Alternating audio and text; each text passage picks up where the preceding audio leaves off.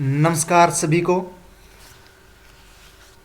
आज विश्व का प्रादेशिक भूगोल और विश्व के प्रादेशिक भूगोल में हम आज टॉपिक पढ़ेंगे, वो है ऑस्ट्रेलिया की मिट्टियाँ यानी मृदा के बारे में पढ़ेंगे। तो सभी विद्यार्थी क्लास को पूर्ण देखें। अभी तक लाइक नहीं किया है तो लाइक कर दीजिए, कमेंट कर दीजिए और शेयर कर दीजिए।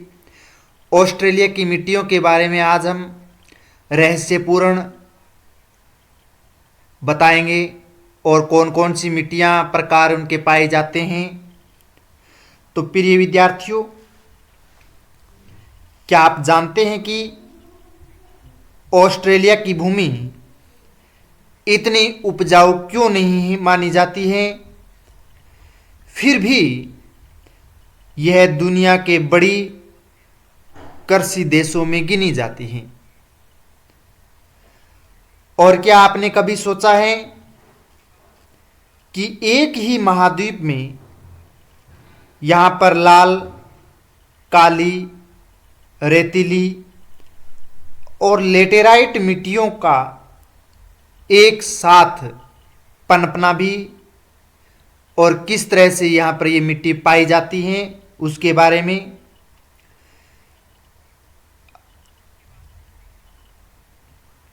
आज के इस वीडियो में हम ऑस्ट्रेलिया की मिट्टियों को मैप के साथ एकदम आसान भाषा में समझेंगे। और मैं आपको बताऊंगा इस वीडियो के माध्यम से कि कौन सी मिट्टी कहाँ पाई जाती है, उसका रंग कैसा होता है, इनमें कौन कौन सी फसलें उत्पादित होती हैं और ये किन किन क्षेत्रों में ये मिट्टी पाई जाती है। आपके एग्जाम को देखते हुए ये मिट्टियाँ बहुत ही महत्वपूर्ण है, मोस्ट इम्पोर्टेंट हैं। इससे संबंधित 12 नंबर आपके मिट्टियों से संबंधित आएंगे।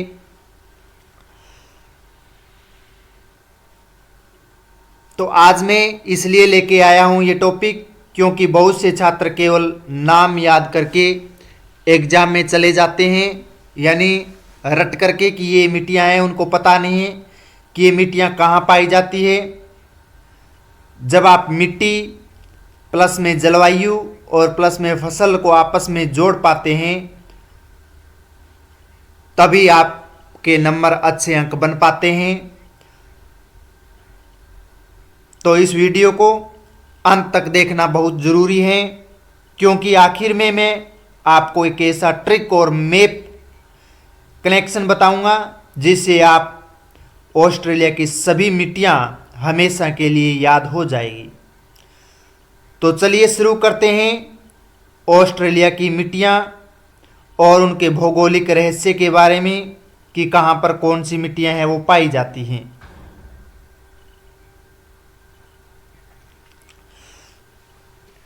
आज जिन बिंदुओं के बारे में हम अध्ययन करने वाले हैं ऑस्ट्रेलिया महाद्वीप के, ऑस्ट्रेलिया देश के मिट्टियों के बारे में, तो हम अध्ययन बिंदुओं में पढ़ेंगे।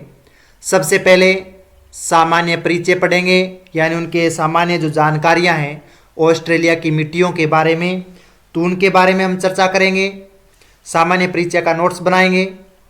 उसके बाद में हम जो प्रमुख मिट्टियां हैं उनके नाम और उनको विस्तार रूप में उनके भी नोट्स बनाएंगे। और कौन कौन सी मिट्टियां हैं वो आप जो देख रहे हैं, 6 जो प्रकार है इनके: लेटेराइट मिट्टी, 2 नंबर पोडजोल मिट्टी, 3 नंबर काली मिट्टी, 4 नंबर भूरी मिट्टी, 5 नंबर चेस्टनट मिट्टी और 6 नंबर है मरुस्थलीय मिट्टी। तो इन सभी मिट्टियों के बारे में हम आज पढ़ने वाले हैं। सामान्य परिचय, मिट्टियों के प्रकार, और मिट्टियों के प्रकार को हम विस्तार रूप में पढ़ेंगे। तो कहीं नहीं जाइएगा, देखते रहिए वीडियो को। अभी तक आपने लाइक नहीं किया है, लाइक कर दीजिए, कमेंट कर दीजिए और शेयर कर दीजिए। चैनल पर नए हैं तो सब्सक्राइब कर दीजिए और कमेंट में आप ऑस्ट्रेलिया सॉइल्स आप ज़रूर लिखोगे। तो आज कमेंट कितने आते हैं मैं आज देखता हूं। तो ऑस्ट्रेलिया सॉइल्स हैं वो आप कमेंट के अंदर लिख करके आगे फॉरवर्ड करोगे, ठीक है। तो चलते हैं, देखिए सबसे पहले हम सामान्य परिचय पढ़ेंगे और सामान्य परिचय में हम देखेंगे कि ऑस्ट्रेलिया में किस तरह की मृदा पाई जाती है और किस तरह से भौगोलिक क्षेत्र में ये मृदा है और इन मृदा में किस तरह के फसल का उत्पादन होता है। तो अगर हम सामान्य परिचय देखें ऑस्ट्रेलिया के बारे में, तो यह महाद्वीप विश्व के सबसे प्राचीन भूभागों में से एक है, यानी बहुत पुराना महाद्वीप है। आप जो मैप में देख रहे हैं ऑस्ट्रेलिया महाद्वीप है, तो ये प्राचीन महाद्वीप है और यहाँ की मिट्टियाँ बहुत अधिक अपक्षयित हैं, यानी अपक्ष के द्वारा निर्मित यहाँ पर आपको मिट्टी यानी मृदा पाई जाती है। तो ये प्राचीन महाद्वीप है और इस प्राचीन महाद्वीप में बहुत अधिक अपक्ष से निर्मित मृदा आपको देखने को मिलेगी। यहाँ पर मिट्टियों में नाइट्रोजन, फास्फोरस व पोटास की मात्रा कम पाई जाती है और इनमें जब नाइट्रोजन की मात्रा या फास्फोरस और पोटास की मात्रा जिस मिट्टी में मृदा में कम होती है वो मृदा अनुपजाऊ कही जाती है, यानी उनमें कृषि योग्य मृदा नहीं रहती है। और महाद्वीप का लगभग 70% भूभाग शुष्क व अर्धशुष्क जलवायु क्षेत्र में आता है। तो कल हमने जो वीडियो था पहले, तो उसमें हमने ऑस्ट्रेलिया की जलवायु से संबंधित आपको बताया गया है, ऑस्ट्रेलिया के भौतिक प्रदेश से संबंधित बताया गया है। तो आपने अभी तक नहीं देखा है तो आप उस वीडियो को देख सकते हो, नोट्स बना सकते हो और उन दोनों वीडियो के जो लिंक हैं वो मैं आज इसी डिस्क्रिप्शन में डाल दूंगा, तो वहाँ आप जाकर के देख सकते हैं। तो ऑस्ट्रेलिया के भौतिक प्रदेश, जलवायु, मिट्टियाँ ये मोस्ट इम्पोर्टेंट है, इसी से संबंधित आपके एग्जाम में पूछे जाते हैं।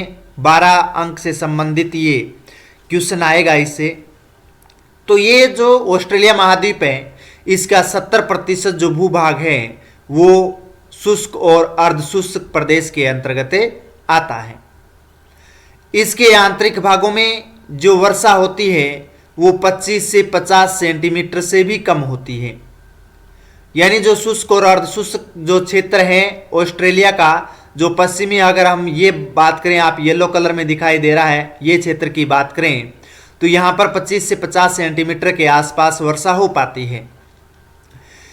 इसके साथ साथ में अगर हम ऑस्ट्रेलिया के उत्तरी भाग उष्णकटिबंधीय, ये आप देख रहे हैं रेड कलर में, ये भाग उष्णकटिबंध के अंतर्गत आता है क्योंकि ये भूमध्य रेखा के नज़दीक में पास में है और ये क्षेत्र है, यहाँ जो अक्षांश से सीमा लगती है वो है 10 डिग्री दक्षिणी अक्षांश।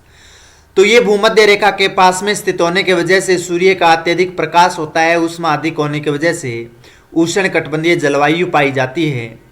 और इसके अगर दक्षिणी भाग की बात करें तो वहाँ पर समशीतोष्ण जलवायु पाई जाती है। तो आप ये दक्षिणी क्षेत्र में अगर आएँ, यहाँ पर आ सकते हैं, यहाँ पर आप तस्मानिया का जो क्षेत्र है वहाँ आ सकते हैं, तो वहाँ पर समशीतोष्ण जलवायु का क्षेत्र पाया जाता है। और यहाँ पर जलवायु विविधता के कारण यहाँ 6 प्रमुख प्रकार की मिट्टियाँ पाई जाती हैं, यानी अलग अलग प्रकार की 6 में हम मृदा पढ़ेंगे, जिसमें आप देख सकते हो उत्तर में लाल मृदा, लेटेराइट मिट्टी, उसके बाद में पोर्टजोल मिट्टी उत्तर पूर्व में और दक्षिणी पूर्व में, उसके बाद में पूर्वी दिशा में आप देखोगे तटीय भाग में काली मृदा, मध्यवर्ती भाग में आप देखोगे भूरी मृदा, चेस्टनट मृदा और पश्चिम में आप मरुस्थलीय मृदा देख पाओगे। तो ये 6 प्रकार की अलग अलग मिट्टी आपको ऑस्ट्रेलिया महाद्वीप में देखेंगे। हम इनका एक एक का वर्णन करेंगे, विस्तार से हम नोट्स बनाएंगे। मिट्टियाँ अगर सीधे तौर पर कृषि, पशुपालन एवं वनस्पति वितरण को प्रभावित करती हैं, यानी आप देख सकते हैं जहाँ पर हम पूर्वी क्षेत्र में, अगर ये क्षेत्र में आए, ये आप देख सकते हैं इन क्षेत्रों में मिट्टी है वो उपजाऊ है क्योंकि यहाँ पर जलवायु समशीतोष्ण और सम जलवायु है, उपोष्ण जलवायु है, इसलिए यहाँ पर अगर कृषि की दृष्टि से देखें, पशुपालन और वनस्पति आपको संघन रूप में पाई जाती है, तो ये बहुत महत्वपूर्ण है। और यहाँ पर ग्रेट डिवाइडिंग रेंज होने के वजह से इसके पश्चिमी छोर पर वर्षा कम होती है, इसलिए कृषि की दृष्टि से ये अनुपजाऊ क्षेत्र है। वर्षा यहाँ पर कम होती है, 25 सेंटीमीटर से 50 सेंटीमीटर के आसपास वर्षा होती है, इसलिए यहाँ पर वनस्पति बहुत कम है, कृषि नहीं की जाती है और घास भी कम पाई जाती है, इसलिए पशुपालन भी बहुत कम किया जाता है। तो ये ऑस्ट्रेलिया का सामान्य परिचय था। तो आप इसमें हेडिंग डाल लीजिए ऑस्ट्रेलिया की सामान्य परिचय।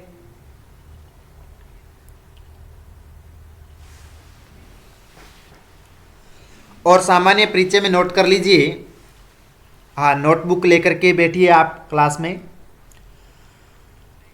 ऑस्ट्रेलिया की मिट्टियों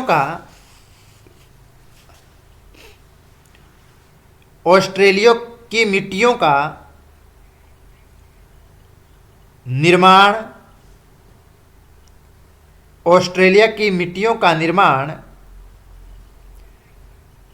उसकी जलवायु, वनस्पति, मूल चट्टानें, स्थलाकृति तथा दीर्घकालीन अपक्षय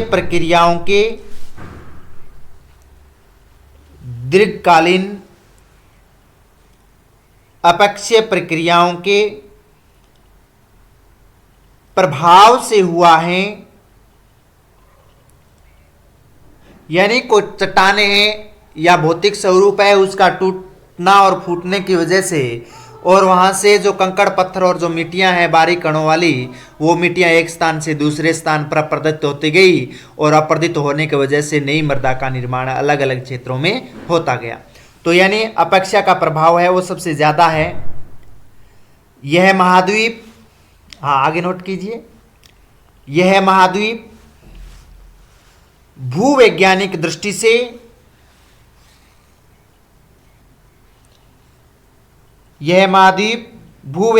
दृष्टि से अत्यंत प्राचीन है,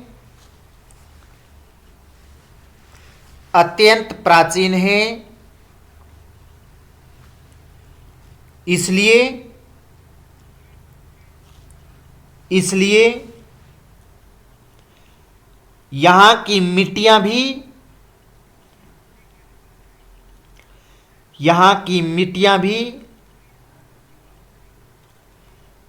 बहुत पुरानी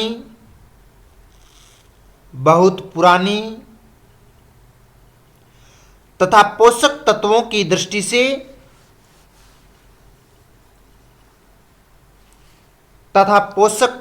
दृष्टि से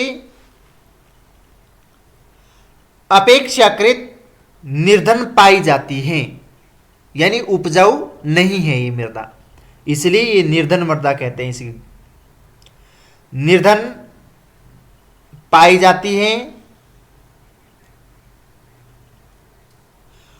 ऑस्ट्रेलिया का अधिकांश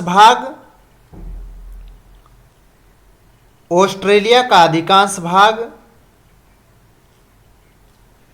शुष्क एवं अर्धशुष्क जलवायु क्षेत्र में स्थित है। यानी 70%। ऑस्ट्रेलिया का अधिकांश भाग, या लिख सकते हो 70% भूभाग शुष्क एवं अर्धशुष्क जलवायु क्षेत्र में स्थित है।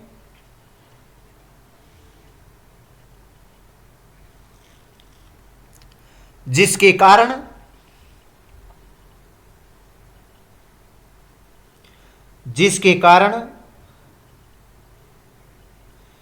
मिट्टी निर्माण की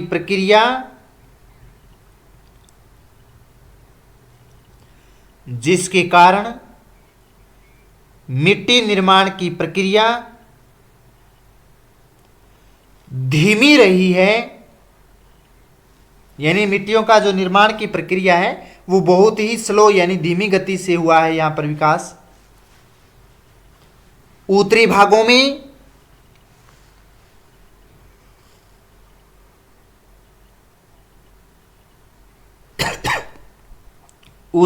में उष्णकटिबंधीय जलवायु के कारण उष्णकटिबंधीय जलवायु के कारण लेटेराइट मिट्टी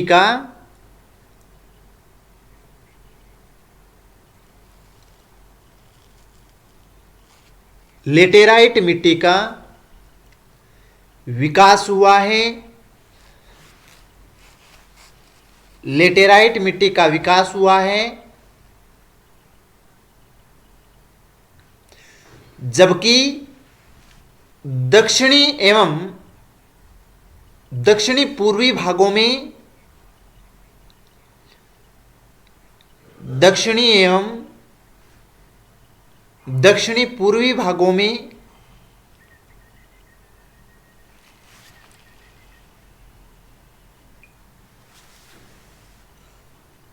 समशीतोष्ण जलवायु के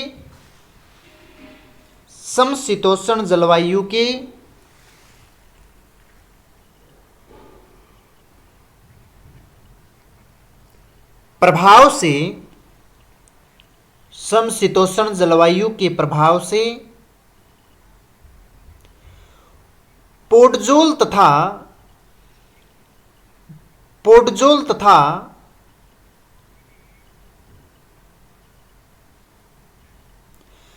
चेस्टनट मिट्टियां मिलती हैं। पोर्टजोल तथा चेस्टनट मिट्टियां मिलती हैं।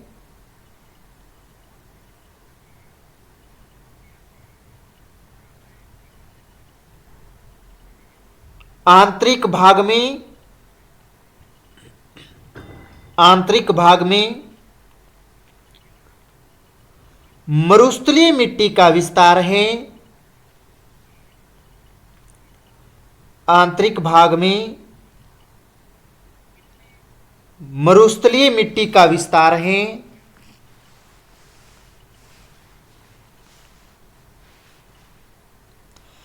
कृषि की दृष्टि से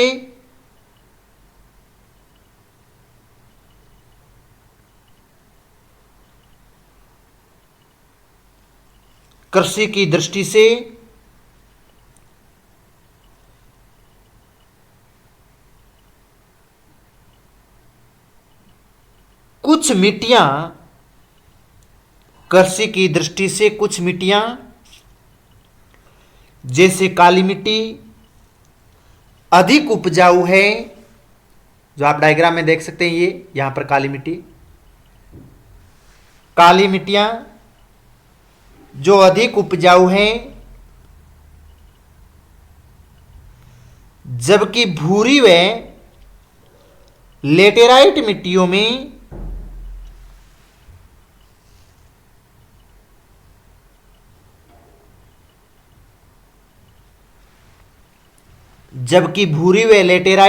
में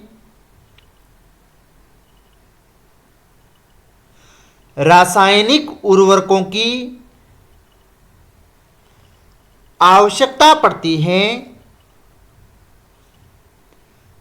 रासायनिक उर्वरकों की आवश्यकता पड़ती है। इस प्रकार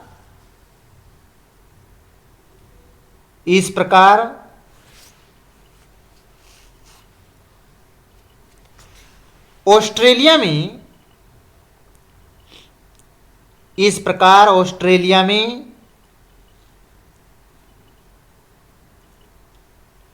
विभिन्न प्राकृतिक दशाओं के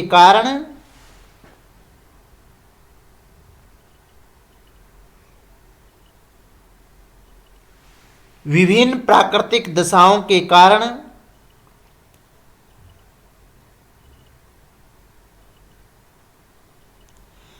अनेक प्रकार की मिट्टियां पाई जाती हैं। प्राकृतिक दशाओं के कारण अनेक प्रकार की मिट्टियां पाई जाती हैं, जो कृषि, पशुपालन तथा कृषि, पशुपालन तथा वनस्पति के प्रत्यक्ष रूप से तथा वनस्पति को प्रत्यक्ष रूप से प्रभावित करती हैं, वनस्पति को प्रत्यक्ष रूप से प्रभावित करती हैं। तो ये था ऑस्ट्रेलिया का सामान्य परिचय। एक लाइन और लिख लीजिए नीचे। ऑस्ट्रेलिया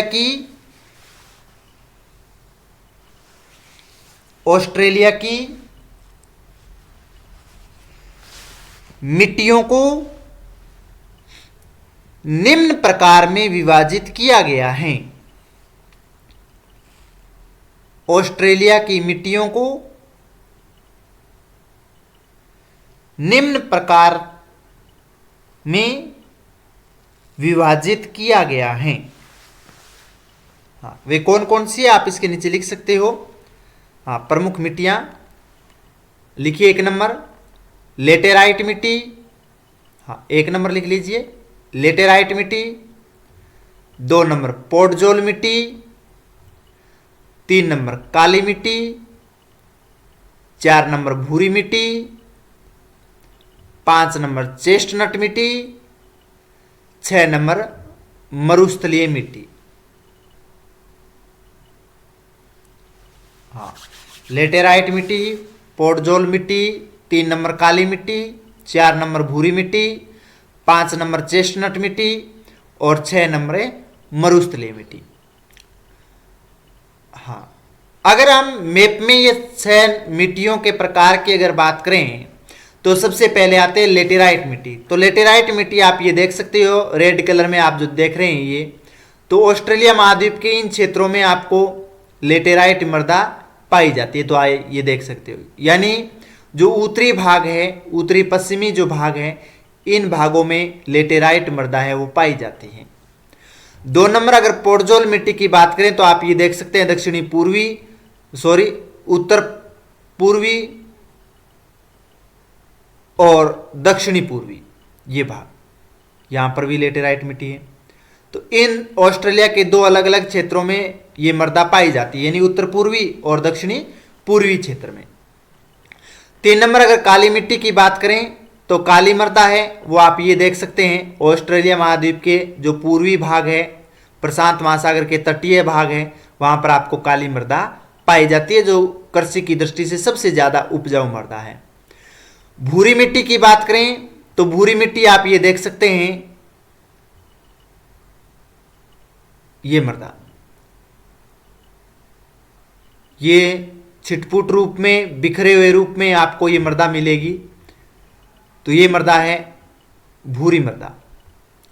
उसके बाद में चेस्टनट मृदा, आप ये प्रांत देख सकते हैं, ये इतना,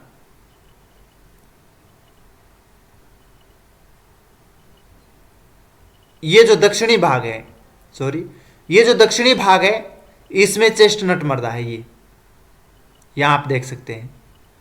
तो ये चेस्टनट मृदा। और इसके बाद में ये जो सबसे ज्यादा प्रभावित क्षेत्र है, मृदा पाई जाती है, वो है मरुस्थलीय मृदा, येलो कलर वाली। तो लास्ट 6 नंबर है मरुस्थलीय मृदा। तो आप मैप बना लीजिए और मैप में ये सभी मिट्टियां हैं वो दर्शा लीजिए आप मैप के अंदर। हाँ,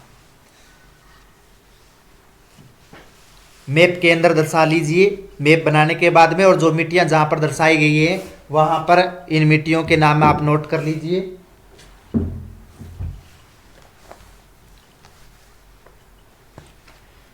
मैप बनाना बहुत ही जरूरी होता है ज्योग्राफी की दृष्टि से।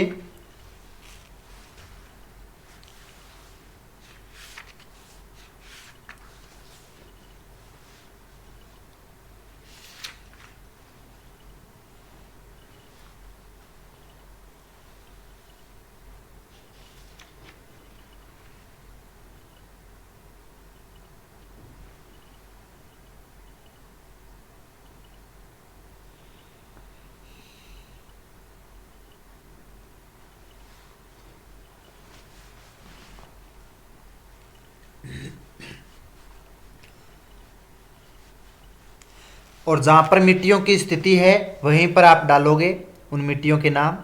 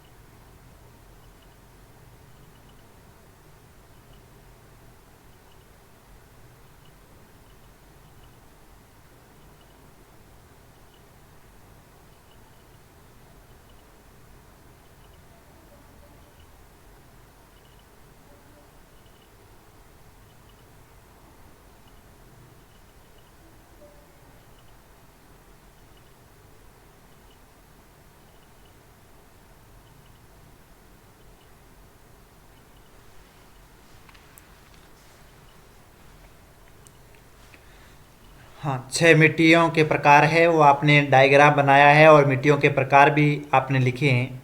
अब हम एक एक मिट्टियों के बारे में विस्तार से हम नोट्स बनाएंगे और पढ़ेंगे। तो सबसे पहले हम देखेंगे पोडजोल मिट्टी। एक नंबर हमारी जो मिट्टी आएगी वो है पोडजोल मिट्टी। अगर पोडजोल मिट्टी की बात करें तो मैं आपको इस मानचित्र में दिखा देता हूँ। सबसे पहले आप ये देख सकते हैं, ये जो मृदा है वो पोडजोल मृदा है, जो ऑस्ट्रेलिया के उत्तर पूर्वी भाग में और इसके बाद में ये जो दक्षिणी पूर्वी भाग है वहाँ पर ये पोडजोल मृदा है वो पाई जाती है। तो अगर इसकी विशेषता अगर देखें हम तो यह मिट्टी अधिक वर्षा यानी जो 100 से 150 सेंटीमीटर वाले क्षेत्रों में विकसित होती है। यानी जो ये पूर्वी भाग है, उत्तर पूर्वी भाग है, यहाँ पर अधिक वर्षा होती है 100 से 150 सेंटीमीटर, और दक्षिणी पूर्वी जो ये जो भाग है यहाँ पर भी अधिक वर्षा होती है 100 से 150 सेंटीमीटर के आसपास। तो इन क्षेत्रों में ये मृदा विकसित होती है। इसके अगर प्रमुख विस्तार की बात करें या कहाँ कहाँ है तो पूर्वी तट और पूर्वी तट के दक्षिणी पूर्वी ऑस्ट्रेलिया का भाग, जो तटीय भाग आप देख रहे हैं दक्षिणी पूर्वी भाग, और तटीय क्षेत्र आप इस तरफ से भी देख रहे हैं, और ये संपूर्ण रूप से प्रशांत महासागर स्थित है। और प्रशांत महासागर के पश्चिमी छोर पर आपको एक देश मिलेगा, महाद्वीप मिलेगा, वो है ऑस्ट्रेलिया। तो इस तटीय भाग में ये जलवायु पाई जाती है। और इस मिट्टी का जो रंग होता है वो धूसर या हल्का भूरा होता है। आप जो मैप में मैंने इसी तरह से बनाया है मिट्टियों के हल्का भूरा रंग, जो मिट्टियाँ जिस तरह से उनके गुण रंग के आधार पर है उसी के आधार पर मैंने आपको यहाँ पर दिखाने का प्रयास किया है। तो धूसर या हल्का भूरे रंग की ये मृदा पाई जाती है। और इसकी ऊपरी परत में जैव पदार्थ की मात्रा कम होती है, यानी जैव पदार्थ होते हैं उसकी मात्रा इसमें कम रहती है। और यहाँ पर भारी वर्षा के कारण क्षारीय लवण व पोषक तत्व बह जाते हैं, यानी लवणता जो खारापन है अधिक वर्षा होने की वजह से इस मृदा में लगभग अपरदन होता रहता है, अपरदित मृदा है। और अपरदन अधिक होने की वजह से इसमें जो पोषक तत्व है या क्षारीय लवण की मात्रा होती है वो बह जाती है, और पोषक तत्व कम होने की वजह से ये मृदा कम उपजाऊ होती है। और इस मिट्टी की प्रकृति अगर बात करें तो वो अम्लीय होती है, यानी एसिड होती है। तो अम्लीय प्रकार की ये मृदा है। और इसकी जो निचली परतों में लोहा व एल्यूमिनियम जमा हुआ होता है, क्योंकि अधिक वर्षा होती है और वर्षा का जल जब आंतरिक तहों में जाता है तो उसके साथ में जो पोषक तत्व होते हैं वो आंतरिक भाग में चले जाते हैं, तो उनकी जो नीचे वाली जो परत हैं तो उन परतों में जाकर के जमा हो जाते हैं, जिसमें लोहा और एल्यूमिनियम मुख्य रूप से पाया जाता है। कृषि उर्वरता की बात करें तो मध्यम से कम होती है, यानी मध्यम प्रकार और निम्न प्रकार की उर्वरता होती है और इसमें उर्वरकों की आवश्यकता पड़ती है। इसलिए जो कृषि करते हैं लोग तो उसको उर्वरक जो होते हैं उनका छिड़काव करना फसलों के लिए जरूरी होते हैं, क्योंकि इसमें जो पोषक तत्व होते हैं उनकी कमी होती है। अगर यहाँ पर प्राकृतिक वनस्पति की बात करें तो प्राकृतिक वनस्पति में शंकुधारी वृक्ष मिलते हैं और मिश्रित वन भी पाए जाते हैं, यानी अलग अलग प्रकार के आपको वृक्ष मिलेंगे और कुछ शंकुआधारी रूप में वृक्ष भी आपको मिलेंगे जो शीत क्षेत्रों में जो वृक्ष होते हैं वो पाए जाते हैं। तो इस तरीके से पोडजोल मिट्टी की ये विशेषताएं रहती हैं। अब आप नोट्स बना लीजिए, मैं आपको लिखवा देता हूं, हेडिंग डालिए पोडजोल मिट्टी। हाँ, हेडिंग डाल लीजिए पोडजोल मिट्टी।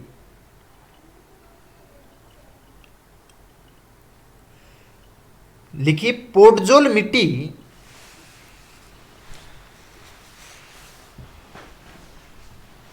पोडजोल मिट्टी ऑस्ट्रेलिया के उत्तर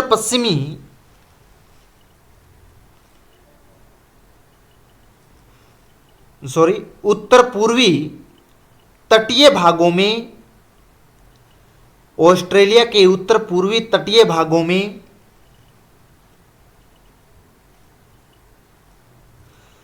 तथा दक्षिणी पूर्वी क्षेत्रों में पाई जाती हैं तथा दक्षिणी पूर्वी क्षेत्रों में पाई जाती हैं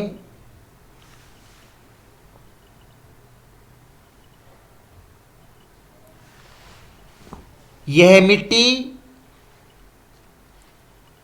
मुख्यतः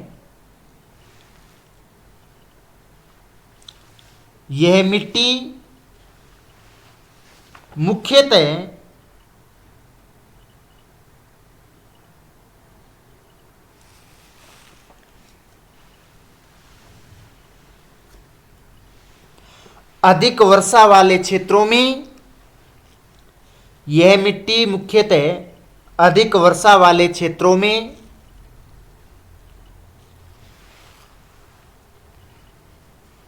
विकसित हुई है। अधिक वर्षा वाले क्षेत्रों में विकसित हुई है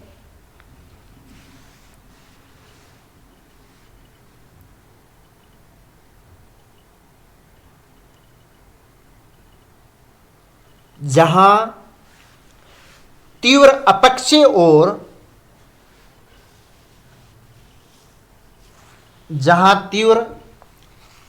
और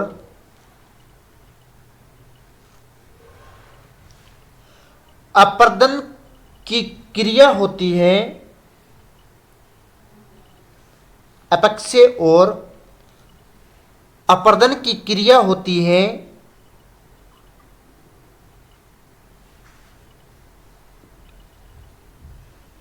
इस मिट्टी का रंग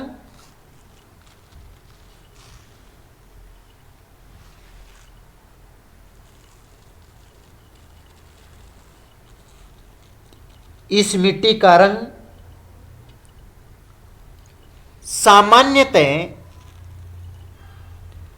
धूसर या हल्का भूरा होता है। सामान्यतः धूसर या हल्का भूरा होता है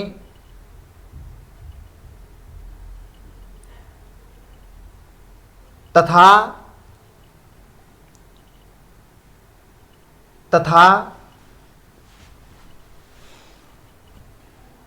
इसकी ऊपरी परत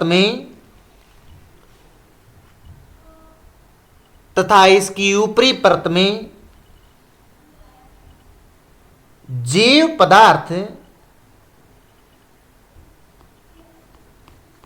अपेक्षाकृत जैव पदार्थ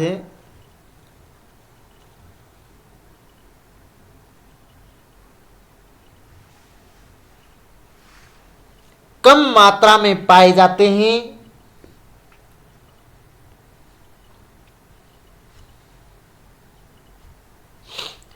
अपेक्षाकृत कम पाए जाते हैं। पोडजोल मिट्टी, पोडजोल मिट्टी अम्लीय प्रकृति की होती है।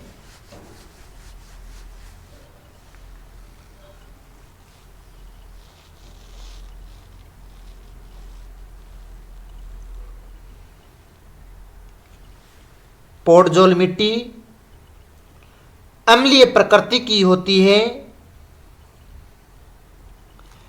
क्योंकि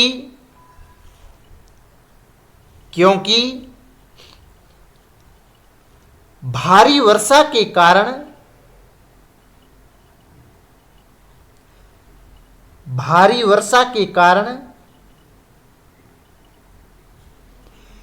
क्षारीय तथा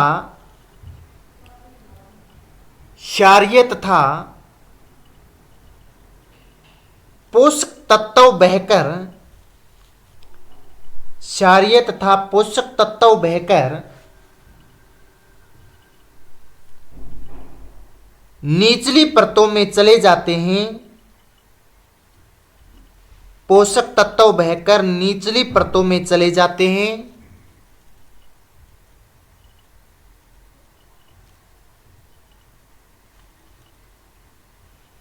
इसमें लोहा और एल्यूमिनियम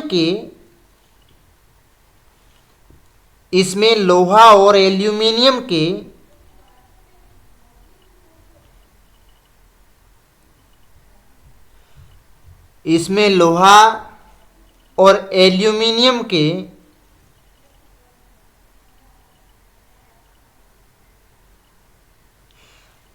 कण नीचे की परतों में जमा हो जाते हैं। नीचे की परतों में जमा हो जाते हैं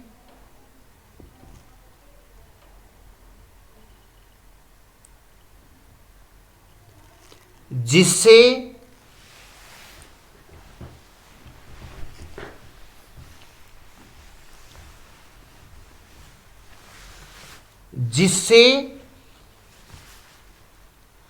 स्पष्ट मृदा विकसित हो जाती है।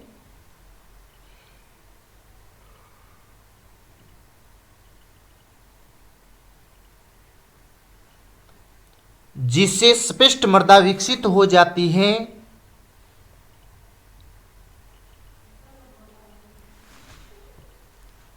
कृषि की दृष्टि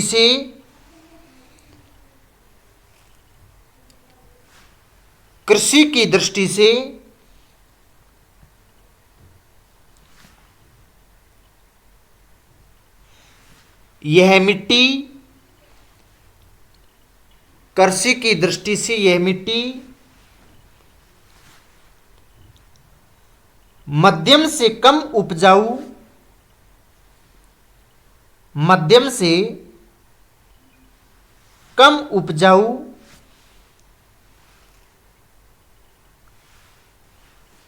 मानी जाती है।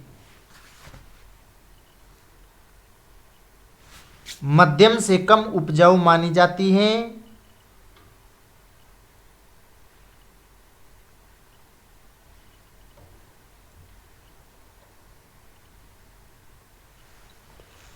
मध्यम से कम उपजाऊ मानी जाती है।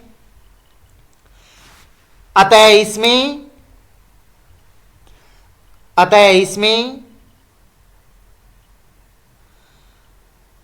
उर्वरकों का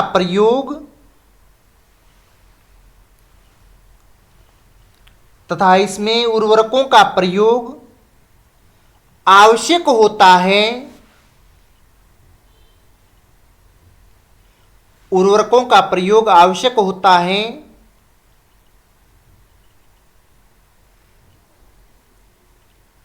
इस मिट्टी वाले क्षेत्रों में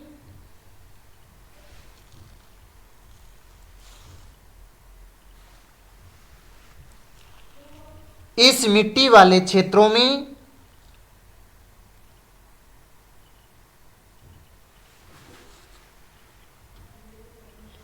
प्राकृतिक रूप से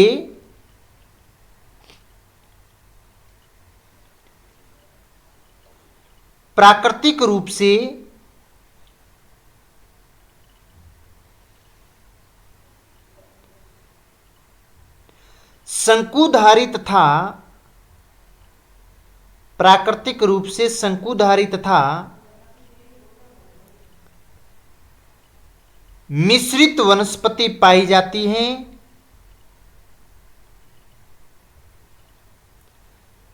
शंकुधारी तथा मिश्रित वनस्पति पाई जाती है।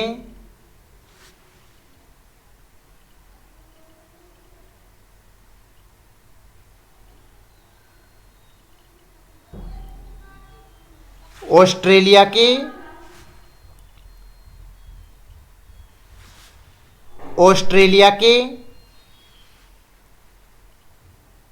तटीय समशीतोष्ण भागों में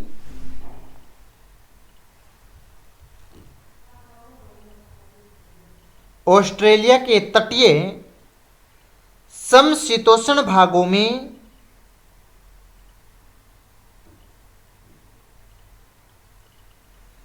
इस मिट्टी का महत्व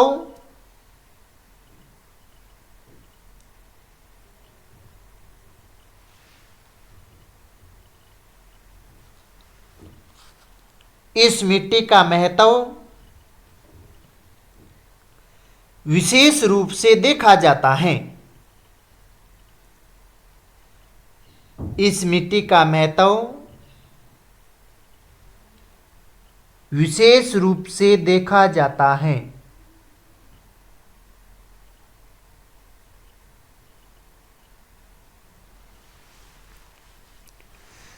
तो ये थी पोर्टजोल मृदा, जो आपने सामान्य परिचय में डायग्राम बनाया था, मैप बनाया था, और उस मैप में आपने ये मिट्टियां दर्शाई है। और आप देख सकते हैं उत्तर पूर्वी और दक्षिणी पूर्वी भागों में जो तटीय भाग है, इसमें ये पोर्टजोल मृदा है, मिट्टी है, वो पाई जाती है। अब हम जो 2 नंबर मृदा पढ़ेंगे वो है काली मृदा। तो काली मिट्टी के बारे में हम पढ़ेंगे कि कहाँ है, कहाँ इसका विस्तार है। तो काली मिट्टी अगर मैप में देखें तो ये मुख्य रूप से आप देख सकते हैं पूर्वी तटीय भाग में इस मृदा का विस्तार है। ये आप जो देख सकते हैं,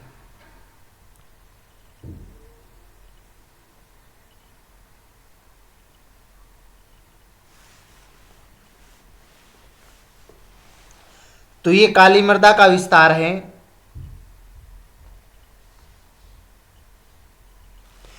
और ये जो मृदा है यानी काली मिट्टी है, ये ऑस्ट्रेलिया की सबसे उपजाऊ मिट्टी मानी जाती है। यानी ऑस्ट्रेलिया की सबसे उपजाऊ मृदा है ये काली मिट्टी आप जो देख रहे हैं। इनके अगर प्रमुख विस्तार की बात करें तो न्यू साउथ वेल्स और दक्षिणी क्वींसलैंड क्षेत्र में पाई जाती हैं। यानी न्यू साउथ वेल्स और दक्षिणी क्वींसलैंड प्रांत में इस मिट्टी का विस्तार है, और कुछ मात्रा में ये दक्षिण में और विस्तारित होती है। ये आप देख रहे हैं छिटपुट रूप में आपको ये और मिलेगी। तो ऑस्ट्रेलिया के पूर्वी और दक्षिणी क्षेत्र में इस मिट्टी का विस्तार मुख्य रूप से पाया जाता है।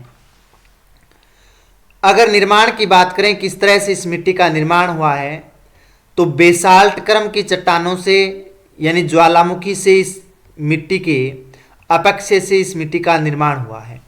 यानी जब ज्वालामुखी का विस्फोट होता है तो उसमें जब मैग्मा बाहर निकलता है और वो ठंडा होकर के जब लावा और जो चट्टान बनती है, आग्नेय क्रम की जो चट्टानें होती है, और उसमें अपक्षय होने की वजह से और अपर्दन की वजह से दूसरे स्थान की ओर प्रवाहित होती है, तो ये मिट्टी काली मृदा कही जाती है।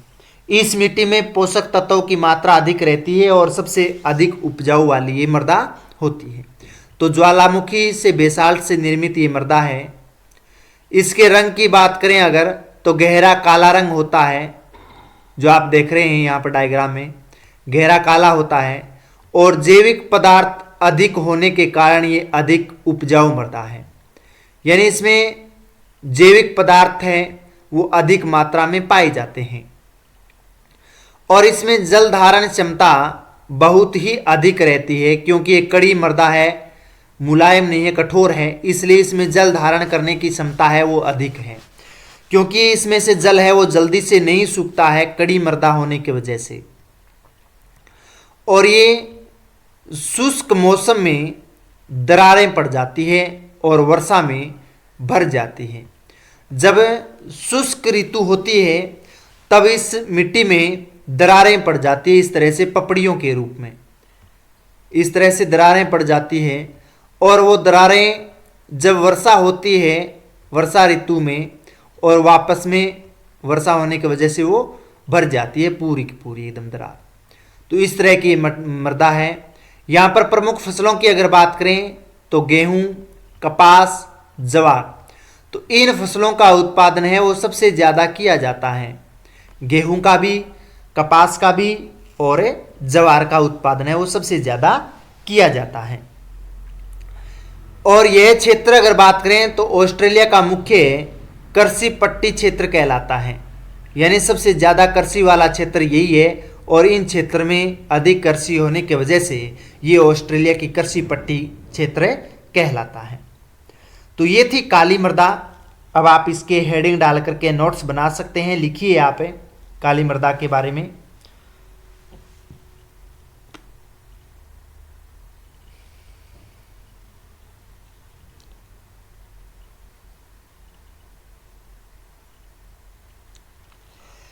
काली मिट्टी ऑस्ट्रेलिया के, लिखिए काली मिट्टी ऑस्ट्रेलिया के,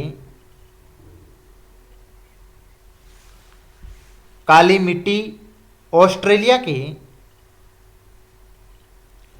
सर्वाधिक उपजाऊ मिट्टियों में, सर्वाधिक उपजाऊ मिट्टियों में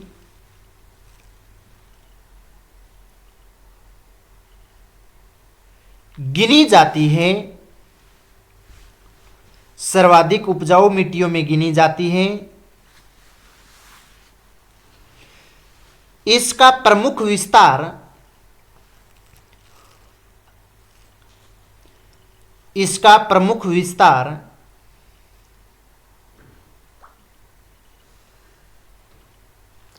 न्यू साउथ वेल्स,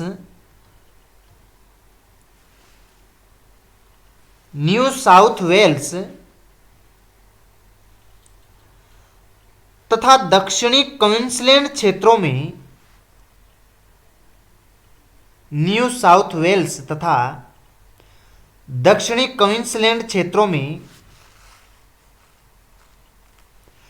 पाया जाता है। दक्षिणी क्वींसलैंड क्षेत्रों में पाया जाता है। यह मिट्टी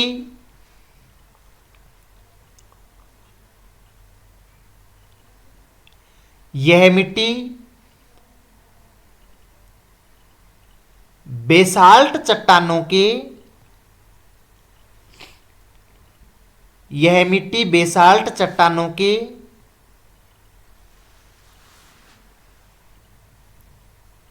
अपक्षय से निर्मित हुई है।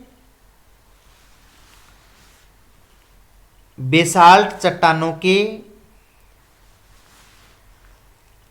अपक्षय से निर्मित हुई है,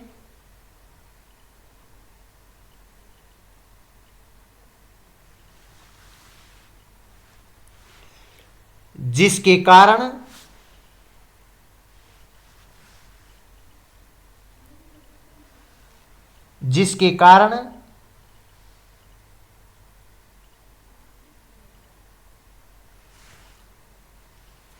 इसमें चूना, लोहा तथा, इसमें चूना, लोहा तथा अन्य खनिज तत्व, अन्य खनिज तत्व पर्याप्त मात्रा में पाए जाते हैं। खनिज तत्व पर्याप्त मात्रा में पाए जाते हैं।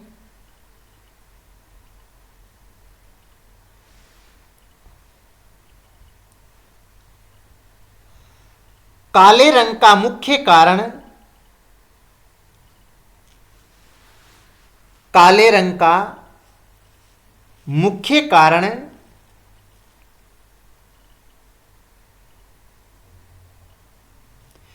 इसमें जैविक पदार्थों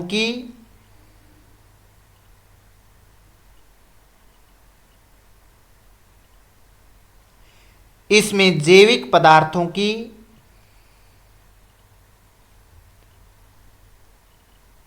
अधिकता है। इसमें जैविक पदार्थों की अधिकता है।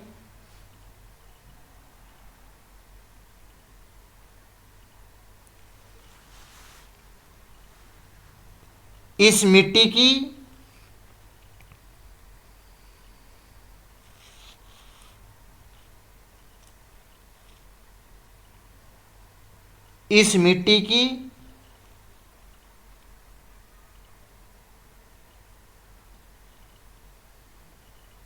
जल धारण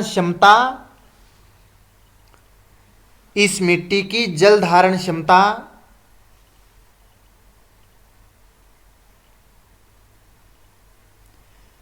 बहुत अच्छी होती है।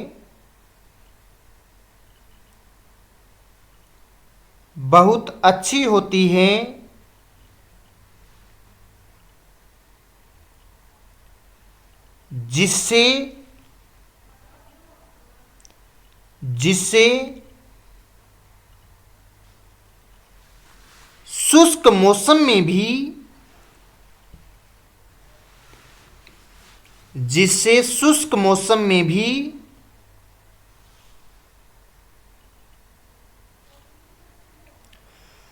फसलें जीवित रहती है।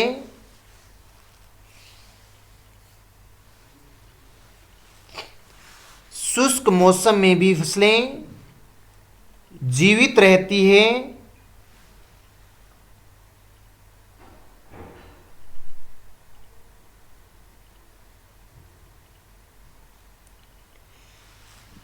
इस मिट्टी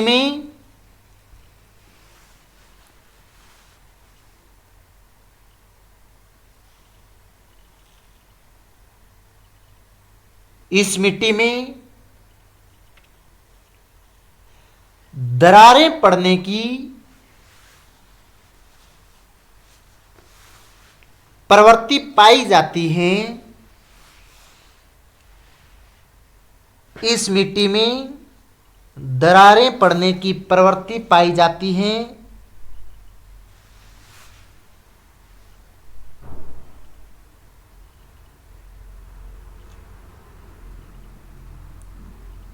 जो वर्षा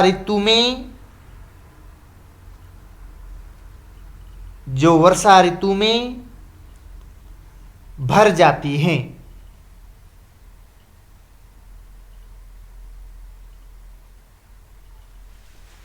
वर्षा ऋतु में भर जाती हैं। कृषि की दृष्टि से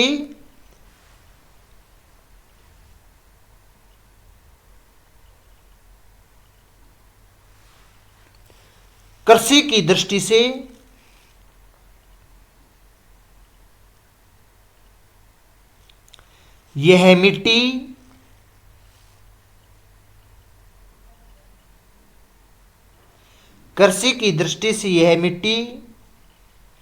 अत्यधिक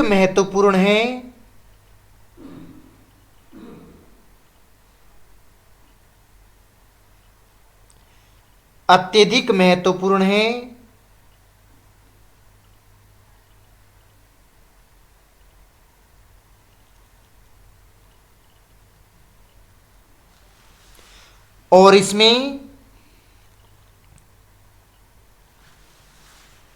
और इसमें गेहूं, कपास, और इसमें गेहूं, कपास तथा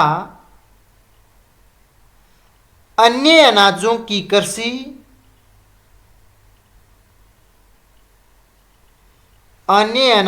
कृषि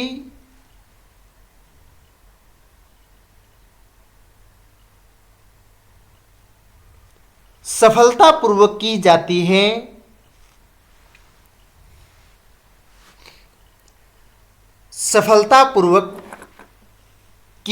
है।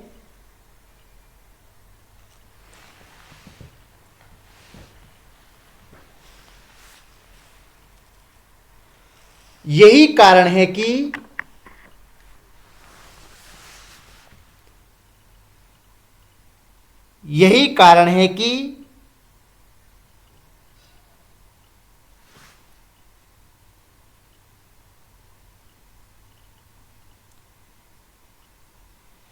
काली मिट्टी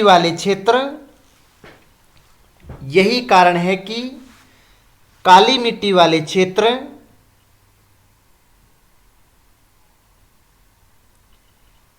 ऑस्ट्रेलिया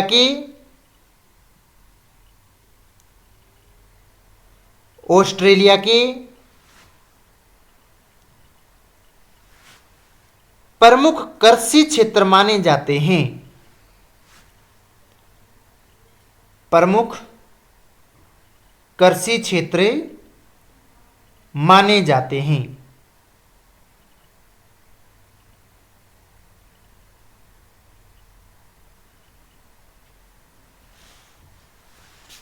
तो ये थी ऑस्ट्रेलिया की काली मिट्टी जो हमने पढ़ा है। आपने नोट्स बनाया है और डायग्राम में आप देख सकते हैं कहाँ पर ये काली मिट्टी पाई जाती है, तो आप इसको दर्शा सकते हैं मैप के द्वारा। हाँ, काली मिट्टी का विस्तार न्यू साउथ वेल्स और दक्षिणी क्वींसलैंड क्षेत्र में इस मिट्टी का विस्तार है वो सबसे ज़्यादा पाया जाता है।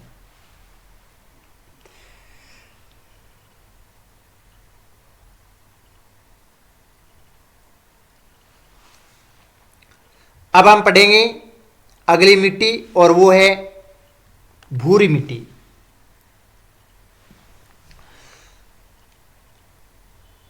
तो हम भूरी मिट्टी के बारे में पढ़ेंगे और भूरी मिट्टी आप देख सकते हैं ये क्षेत्र है। आप यहाँ पर आप देखोगे तो आपको ये भूरी मिट्टी का क्षेत्र पाया जाता है संपूर्ण। तो आइए देखते हैं, यह मिट्टी सामान्यतः बलुई या फिर दोमट संरचना वाली मृदा होती है। यानी जो भूरी मृदा होती है वो इसमें दोनों गुण होते हैं, एक तो बालू के भी होते हैं और एक दोमट मृदा के भी गुण होते हैं। तो मिक्स ये मृदा होती है भूरी मृदा। प्रमुख विस्तार की बात करें तो ये वृहद आर्टिजियन बेसिन का जो क्षेत्र है वहाँ और डार्लिंग बेसिन का क्षेत्र है वहाँ पर, यानी यहाँ से डार्लिंग और आर्टिजियन नदियों का प्रवाह क्षेत्र है और इन प्रवाह क्षेत्र में इस मिट्टी का विस्तार पाया जाता है। तो आप देख सकते हो इस मिट्टी में जो आर्टिजियन नदी बेसिन है और डार्लिंग नदी बेसिन है उनके क्षेत्रों में पाया जाता है। बेसिन होता है जैसे ये जो नदी बहती है इस तरह से, और ये नदी का उपजाऊ जो भाग होता है चाहे उसके दाएं और उसके बायां जो भाग होता है उपजाऊ मैदानी भाग होता है उसको उसका बेसिन कहलाता है। और इस मिट्टी का जो रंग होता है वो हल्का भूरा होता है। तो हल्के भूरे रंग की ये मृदा होती है। इसमें जैव पदार्थों की मात्रा होती है वो सीमित पाई जाती है, यानी न तो अधिक होती है और ना ही अधिक कम होती है, पर तो सीमित मात्रा में जैव पदार्थों की मात्रा पाई जाती है। और उर्वरता की बात करें तो इस मिट्टी में अगर उर्वरता है वो मध्यम श्रेणी की पाई जाती है। तो उर्वरक क्षमता भी इसमें मध्यम प्रकृति की है, यानी न तो उच्च है और न ही निम्न है। तो मध्यम श्रेणी की उर्वरता है, इसलिए कृषि की दृष्टि से महत्वपूर्ण मिट्टी है।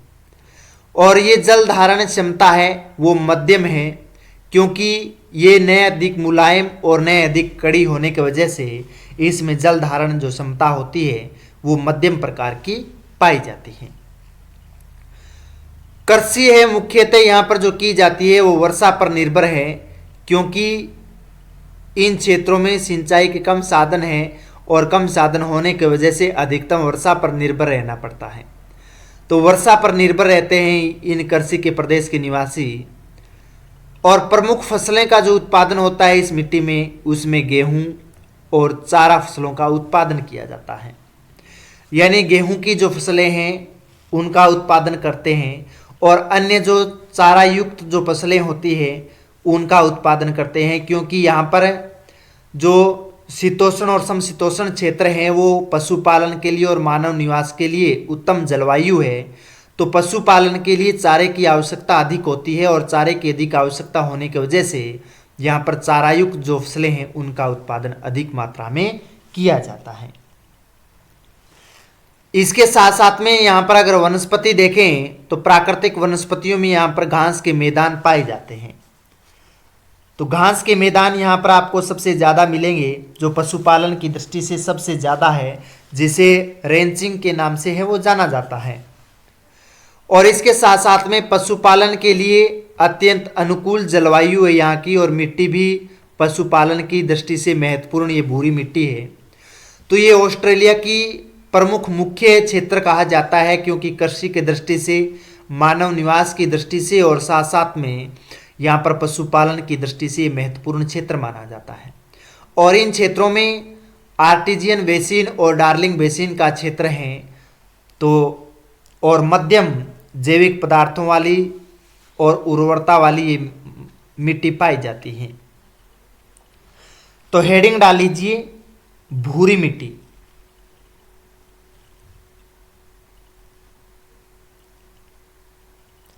हाँ, भूरी मिट्टी। अभी तक आपने क्लास को लाइक नहीं किया है तो लाइक ज़रूर कर दीजिएगा क्लास को। हाँ, आपका एक लाइक हमें एक मोटिवेशनल का काम करता है, जिसे मैं आसान भाषा में आपको मुख्य रूप से अलग अलग तरह के वीडियो आपके एग्ज़ाम की दृष्टि से महत्वपूर्ण क्लास लेकर के आऊँ, वो आपकी एक लाइक की वजह से ही होता है। तो हेडिंग डाल लीजिए भूरी मिट्टी। भूरी मिट्टी ऑस्ट्रेलिया में, हाँ लिखिए, भूरी मिट्टी ऑस्ट्रेलिया में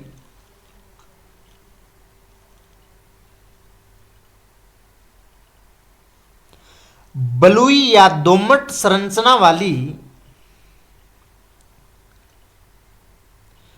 बलुई या दोमट संरचना वाली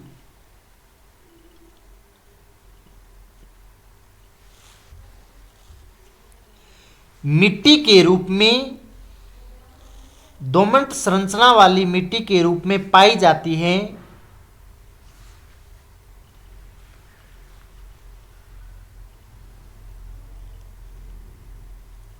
पाई जाती है। इसका विस्तार मुख्यतः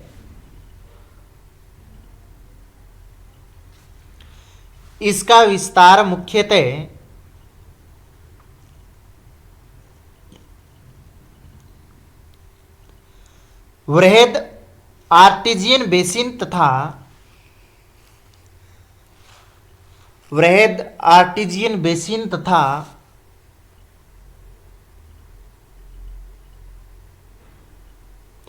डार्लिंग बेसिन के क्षेत्रों में है। आर्टिजियन बेसिन तथा डार्लिंग बेसिन के क्षेत्रों में है।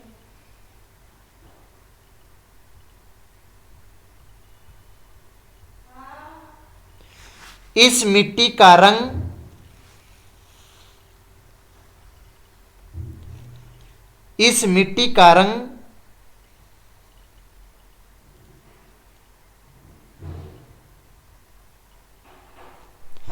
हल्का भूरा होता है। इस मिट्टी का रंग हल्का भूरा होता है तथा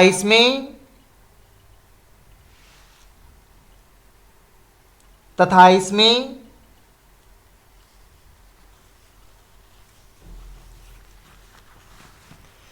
जैविक पदार्थों की मात्रा तथा इसमें जैविक पदार्थों की मात्रा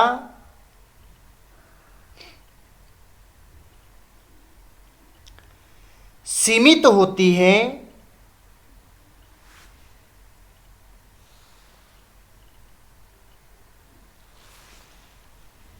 की मात्रा सीमित होती है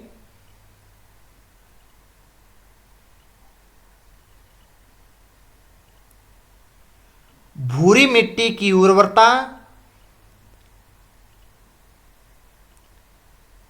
भूरी मिट्टी की उर्वरता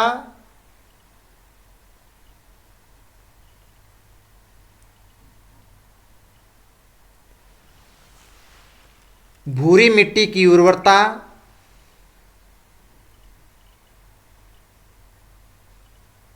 सामान्य श्रेणी की होती है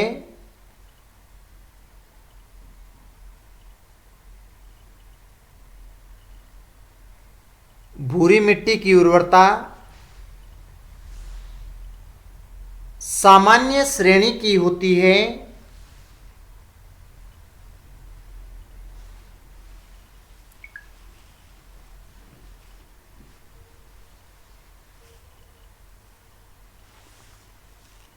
भूरी मिट्टी की उर्वरता सामान्य श्रेणी की होती है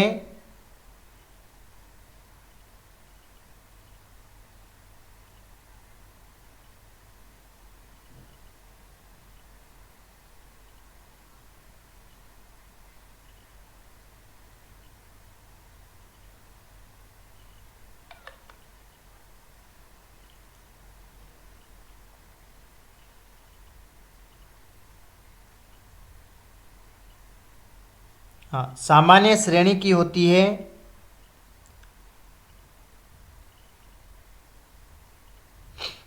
आगे नोट कीजिए। इसलिए इसलिए कृषि के लिए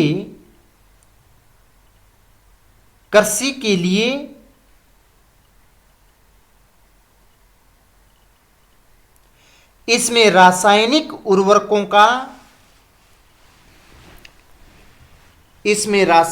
उर्वरकों का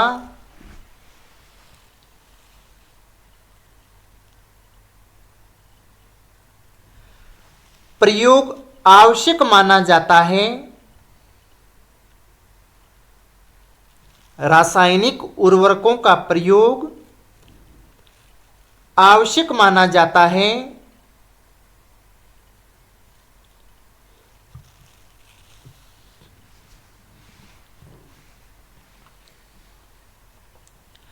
जल धारण क्षमता मध्यम होने के कारण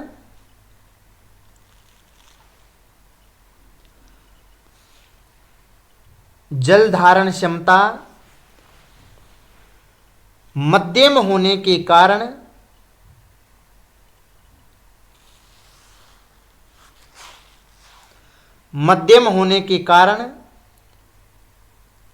यह मिट्टी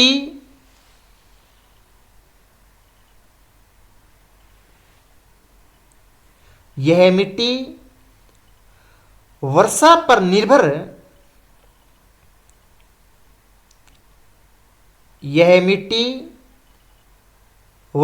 निर्भर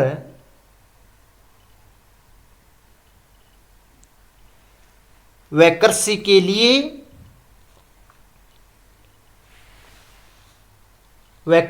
लिए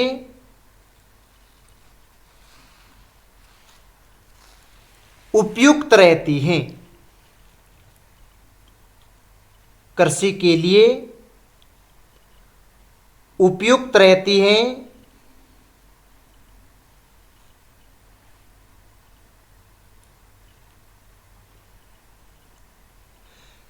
इस मिट्टी वाले क्षेत्रों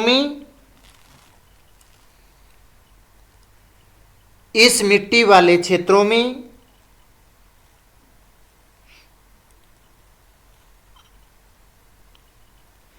मुख्यतः गेहूं तथा चारे की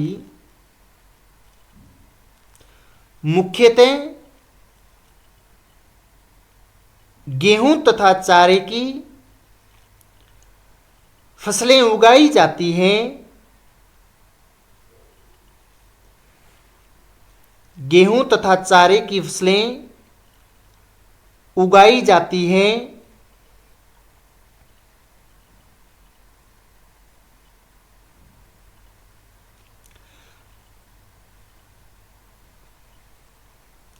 प्राकृतिक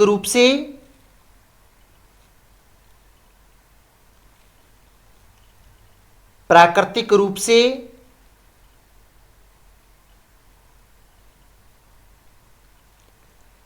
यहां घास के मैदान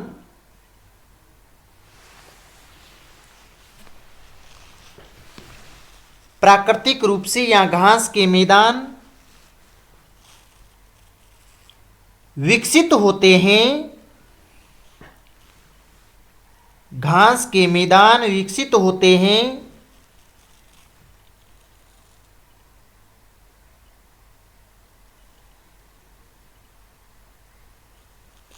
जो पशुपालन के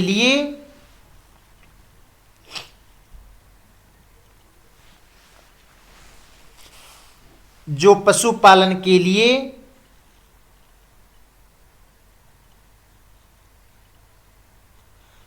अनुकूल परिस्थितियां प्रदान करते हैं।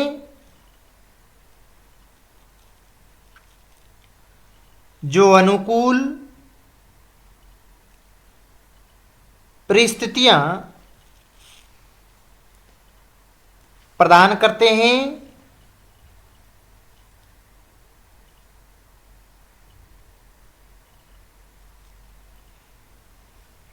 इस प्रकार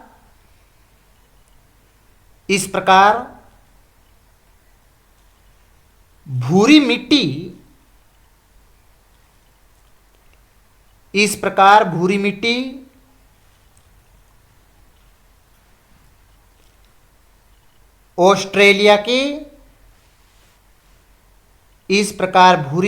ऑस्ट्रेलिया के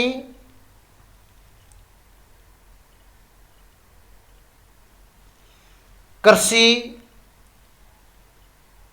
पशुपालन तंत्र में ऑस्ट्रेलिया की कृषि व पशुपालन तंत्र में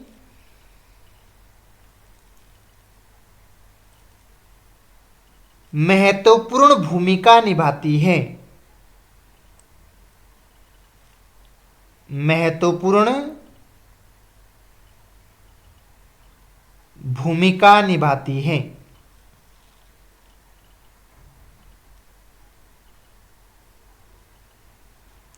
तो ये थी भूरी मिट्टी। जो आपने मैप में देखा है भूरी मिट्टी किस तरह से पाई जाती है, और ये ऑस्ट्रेलिया में कृषि की दृष्टि से मानव के लिए और पशुपालन के लिए सबसे महत्वपूर्ण ये मिट्टी मानी जाती है। अब हम नेक्स्ट पढ़ेंगे, वो है चेस्टनट मृदा। और चेस्टनट मिट्टी जो आप ये देख रहे हैं, और चेस्टनट मिट्टी मुख्य रूप से अगर बात करें तो अर्धशुष्क क्षेत्रों में उनका विस्तार पाया जाता है। तो ये जो क्षेत्र प्रांत आप देख रहे हैं, इन क्षेत्रों में आपको चेस्टनट मिट्टी का विस्तार पाया जाता है। तो हम देखें कि इसका विकास है वो अर्ध मरुस्थलीय जलवायु में हुआ है।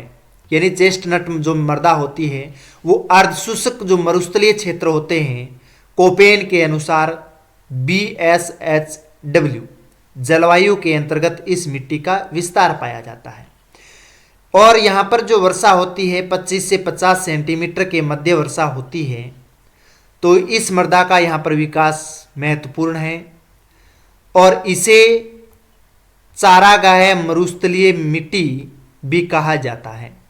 यानी इस मिट्टी को चारागाह मरुस्थलीय मिट्टी इसलिए कहते हैं क्योंकि ये स्टेपी प्रकार की वनस्पति यहाँ पर पाई जाती है, जो पशुपालन के लिए और पशुओं के चारा के लिए महत्वपूर्ण क्षेत्र है। तो यहाँ पर चारा का उत्पादन अधिक होता है, जो चारागाह मरुस्थलीय मिट्टी भी इसको कहते हैं। प्रमुख विस्तार की अगर बात करें तो ये मिट्टी न्यू साउथ वेल्स के पश्चिम ढाल क्षेत्रों में पाई जाती है। यानी जो ये आप न्यू साउथ वेल्स देखेंगे और न्यू साउथ वेल्स के आप पश्चिमी छोर पर इस मिट्टी का विस्तार पाया जाता है। इसमें विक्टोरिया घाटी में भी इस मिट्टी का विस्तार है। जो विक्टोरिया घाटी है यहाँ पर, जो आप ऑस्ट्रेलिया मैप देख रहे हैं यहाँ पर, तो इस विक्टोरिया घाटी क्षेत्र में भी इस चेस्टनट मिट्टी का विस्तार पाया जाता है। अगर इसकी रंग की बात करें चेस्टनट मिट्टी की, हल्का भूरा और चेस्टनट प्रकार का होता है, यानी जो चॉकलेट होती है इस तरह का इसका कलर होता है। तो इस तरह का इसका रंग होता है और ये मिट्टी घास के विकास के लिए उपयुक्त होती है।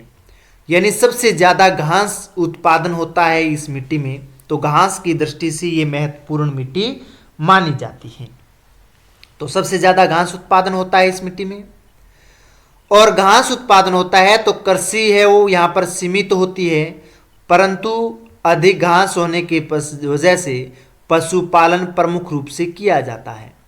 यानी यहाँ पर कृषि है वो सीमित होती है, परंतु जो पशुपालन का जो कार्य होता है वो मुख्य रूप से किया जाता है। तो प्रमुख रूप से पशुपालन होते हैं यहाँ पर। और विशेष रूप से अगर बात करें तो भेड़ पालन के लिए यहाँ पर अनुकूल माना जाता है इस मिट्टी को। यानी भेड़ बकरियां मवेशियां जो होती हैं, इनके पालन के लिए यहाँ की मिट्टी और यहाँ की जलवायु बहुत ही महत्वपूर्ण मानी जाती है। तो हम ऑस्ट्रेलिया के लिए आज चेस्टनट मिट्टी के पढ़ेंगे जो अर्धशुष्क क्षेत्रों में पाई जाती है। इससे पहले मैंने 2 क्लास हैं ऑस्ट्रेलिया के भौतिक प्रदेश और ऑस्ट्रेलिया की जलवायु के आप डाल दिए हैं, तो आप वहाँ पर जाकर के मेरे यूट्यूब चैनल पर वहाँ आपको वो दोनों क्लास प्राप्त हो जाएगी। तो आप ऑस्ट्रेलिया से संबंधित वो आप देख सकते हैं, और उससे संबंधित जो भी लिंक है दोनों क्लास की वो मैं आज इसी क्लास के डिस्क्रिप्शन में डाल दूंगा, तो वहाँ आप जाकर के उनकी देख सकते हैं और आप अपने नोट से पूरे कर सकते हैं। तो आज हम चेस्टनट मिट्टी पढ़ेंगे। तो हेडिंग डाल लीजिए, 4 नंबर जो मिट्टी प्रकार है वो है चेस्टनट मिट्टी।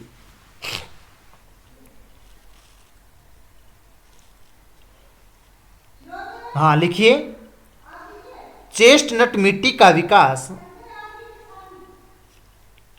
चेस्टनट मिट्टी का विकास अर्ध मरुस्थलीय जलवायु वाले क्षेत्रों में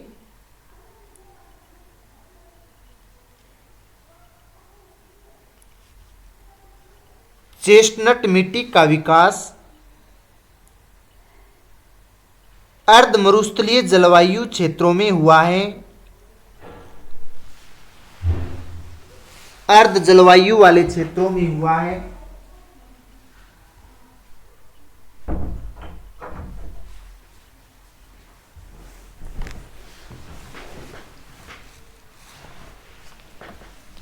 अर्ध मरुस्थलीय जलवायु वाले क्षेत्रों में हुआ है। इसे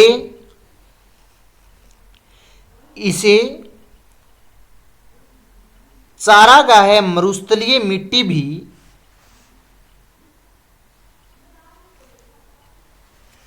इसे चारागाह मरुस्थलीय मिट्टी भी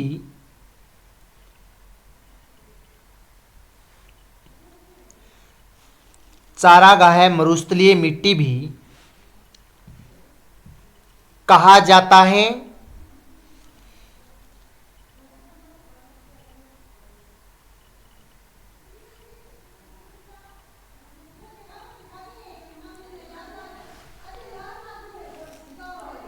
मरुस्थलीय मिट्टी भी कहा जाता है।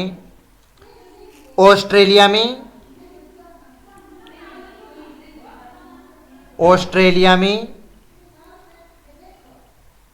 इसका विस्तार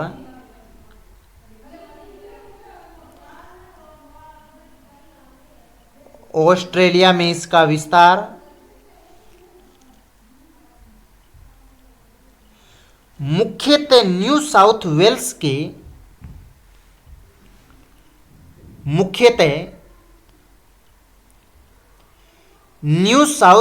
के पश्चिमी ढाल क्षेत्रों तथा न्यू साउथ वेल्स के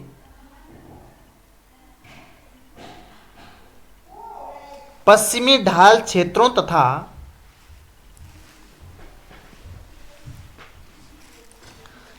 विक्टोरिया घाटी में पाया जाता है। विक्टोरिया घाटी में पाया जाता है।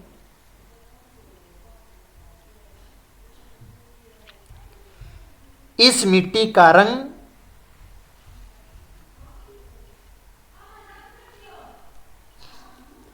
इस मिट्टी का रंग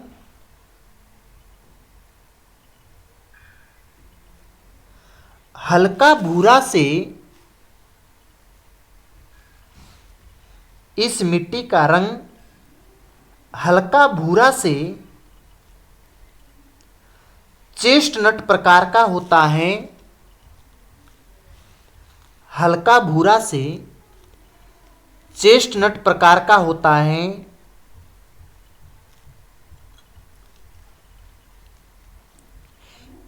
इसमें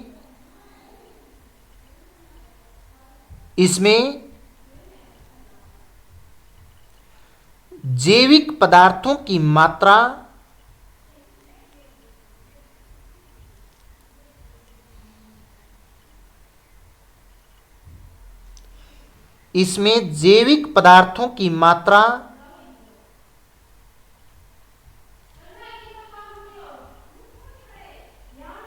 सीमित होती है। जैविक पदार्थों की मात्रा सीमित होती है।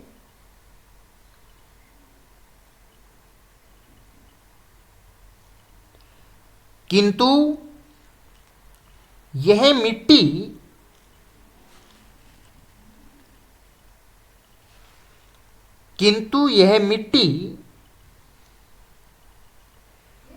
घास के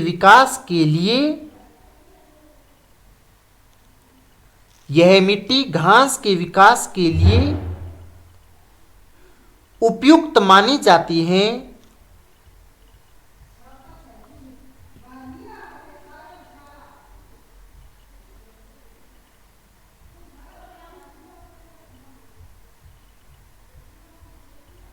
घास के विकास के लिए उपयुक्त मानी जाती है।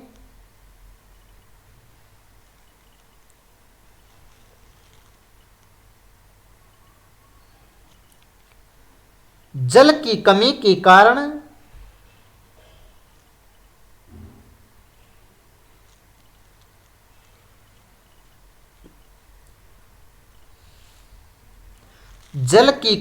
कारण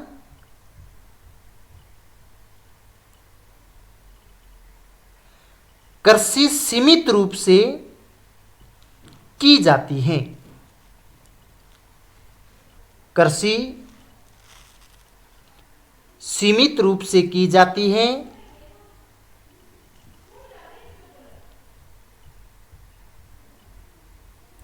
परंतु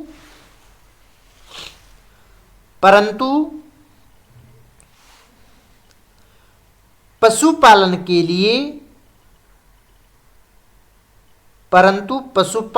लिए यह अत्यंत महत्वपूर्ण है। पशुपालन के लिए यह अत्यंत महत्वपूर्ण है।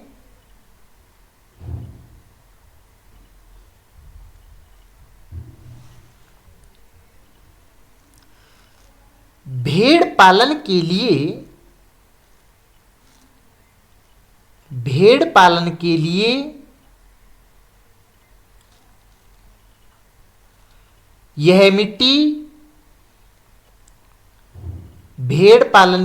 यह मिट्टी विशेष रूप से अनुकूल पाई जाती है।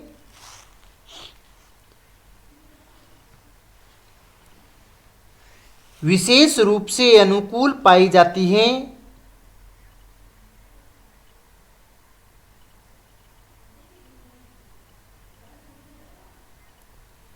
विशेष रूप से अनुकूल पाई जाती हैं। इस प्रकार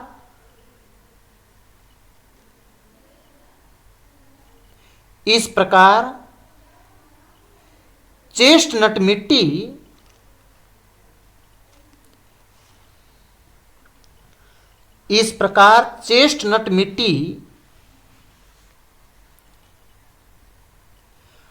ऑस्ट्रेलिया की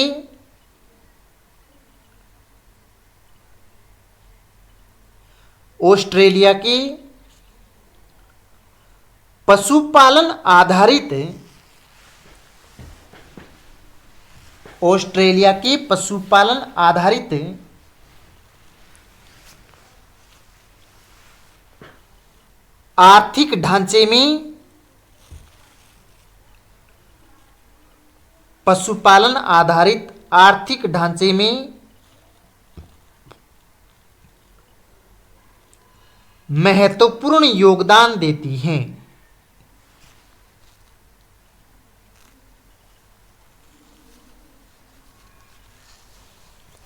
आर्थिक ढांचे में महत्वपूर्ण योगदान देती हैं।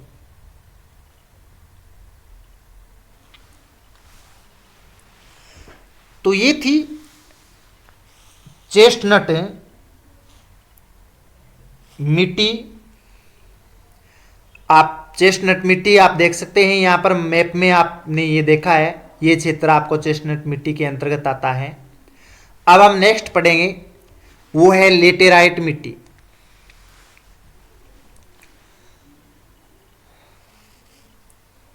हाँ, तो अगर हम लेटेराइट मिट्टी की बात करें तो लेटेराइट मिट्टी का प्रमुख जो विस्तार है वो उत्तरी ऑस्ट्रेलिया के उष्णकटिबंधीय क्षेत्र में आता है। और ऑस्ट्रेलिया के उष्णकटिबंधीय क्षेत्र में आप ये जो देख रहे हैं ये है लेटेराइट मृदा, जो आप रेड कलर में देख रहे हैं। ये क्षेत्र भूमध्य रेखीय क्षेत्र के अंतर्गत आता है, क्योंकि ये 10 डिग्री के आसपास का क्षेत्र है और इसलिए ये उष्णकटिबंध के अंतर्गत आता है। और उष्णकटिबंधीय जलवायु अधिक होने के वजह से यहाँ पर तापमान भी अधिक और साथ साथ में वर्षा की मात्रा भी अधिक पाई जाती है। तो ये ऑस्ट्रेलिया के उत्तरी भाग में उष्णकटिबंधीय जलवायु के अंतर्गत ये मृदा पाई जाती है। यहाँ पर अधिक तापमान जो लगभग 30 डिग्री सेंटीग्रेड से अधिक रहता है और तापमान के साथ साथ में अधिक वर्षा में इस मिट्टी का निर्माण होता है। यानी अधिक तापमान और अधिक वर्षा होने के वजह से जो चट्टानें टूट करके उसके कंकड़ पत्थरों से निर्मित ये मिट्टी जो लेटेराइट जो कड़ी मिट्टी होती है, और लेटेराइट का अर्थ जो होता है वो होता है ईंट से, और ईंट होती है वो कड़ी होती है, इसलिए ये कठोर यानी कड़ी मृदा है। और तीव्र अपक्षय की प्रक्रिया इसमें प्रमुख मुख्यता रहती है, जो अभी आपको बताया है, जो चट्टानें टूट करके जो बिखरती है उससे इस मिट्टी का निर्माण होता है। और इसमें लोहा और एल्यूमिनियम की जो मात्रा होती है वो अत्यधिक होती है, यानी लोहा और एल्यूमिनियम की मात्रा सर्वाधिक पाई जाती है इस क्षेत्र में, इस मिट्टी में, लेटेराइट में। और इसलिए लोहा और एल्यूमिनियम की मात्रा अधिक होने की वजह से इसका लाल और पीला होता है। तो इसका रंग है वो लाल और पीला हो जाता है लोहे ऑक्साइड, लोहे की वजह से और एल्यूमिनियम की वजह से। और इस मिट्टी में पोषक तत्वों की बहुत अधिक कमी रहती है। तो सबसे ज़्यादा मात्रा में कमी है पोषक तत्वों की होती है, इसलिए इसमें कृषि की मात्रा बहुत कम रहती है, यानी कृषि नहीं की जाती है, अनुपजाऊ मिट्टी होती है। परंतु कृषि है जो उपयोग होता है वो सीमित होता है और इसमें अधिक मात्रा में उर्वरकों की आवश्यकता पड़ती है, तभी कृषि कर पाते हैं। और यहाँ पर उष्णकटिबंधीय घने वन पाए जाते हैं, वनीय क्षेत्र है, क्योंकि अधिक वर्षा होती है और अधिक वर्षा होने की वजह से यहाँ पर घने वृक्ष पाए जाते हैं। इसके साथ साथ में खनिज संसाधनों की दृष्टि से ये क्षेत्र महत्वपूर्ण है, यानी इन वनीय क्षेत्रों में जो कृषि होती है, सॉरी, वन पाए जाते हैं और वनों के साथ साथ में यहाँ खनिज संसाधन है वो भी अत्यधिक भरपूर मात्रा में पाए जाते हैं। तो आज हम 5 नंबर जो मिट्टी प्रकार पढ़ेंगे वो है लेटेराइट मृदा।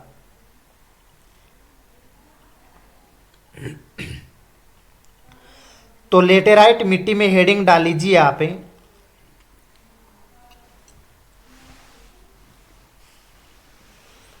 हाँ, नोट कीजिए, हेडिंग डाल करके लेटेराइट मिट्टी और लिखिए लेटेराइट मिट्टी का विकास लेटेराइट मिट्टी का विकास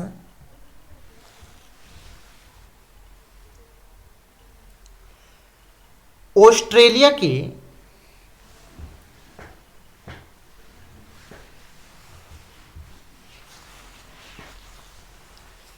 लेटेराइट मिट्टी का विकास ऑस्ट्रेलिया के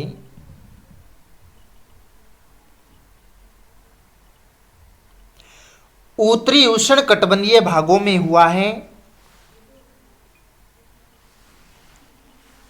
उत्तरी उष्णकटिबंधीय भागों में हुआ है।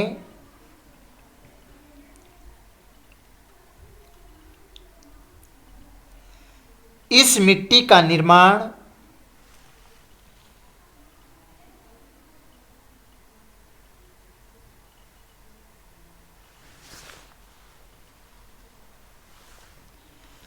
इस मिट्टी का निर्माण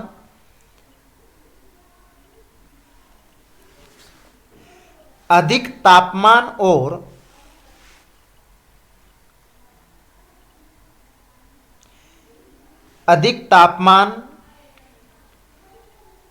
और अधिक वर्षा की अधिक तापमान और अधिक वर्षा की परिस्थितियों में अधिक तापमान और अधिक वर्षा की परिस्थितियों में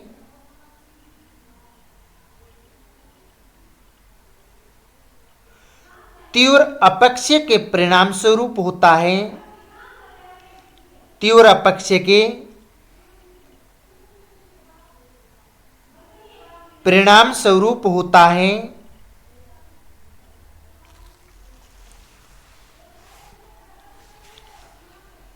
इसमें लोहा एवं एल्यूमिनियम की मात्रा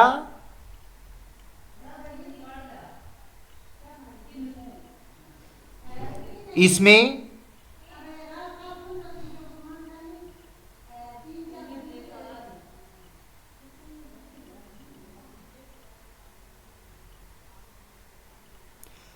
लोहा एवं एल्यूमिनियम की मात्रा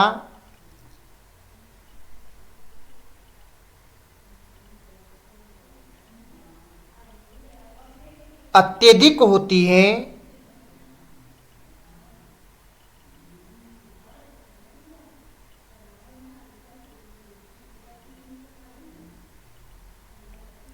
की मात्रा अत्यधिक होती है जिसके कारण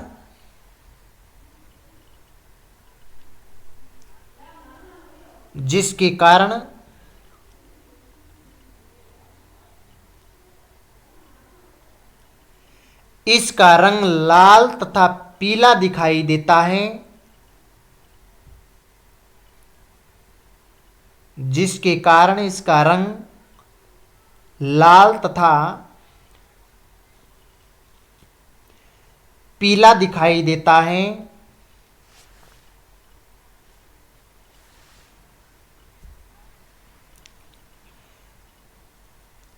इस मिट्टी वाले क्षेत्रों में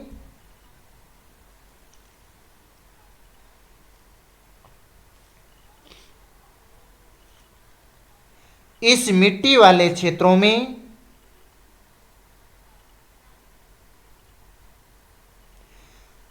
घनी उष्णकटिबंधीय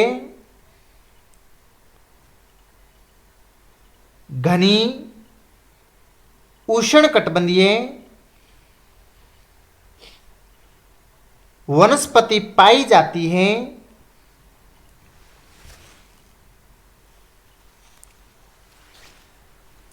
घनी उष्णकटिबंधीय वनस्पति पाई जाती हैं।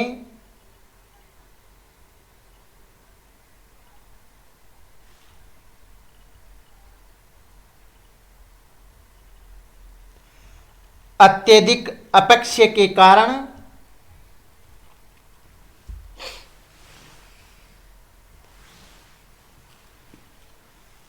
अत्यधिक अपक्षय के कारण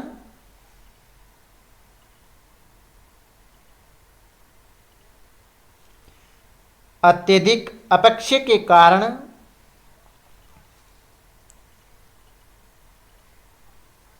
इसमें पोषक तत्वों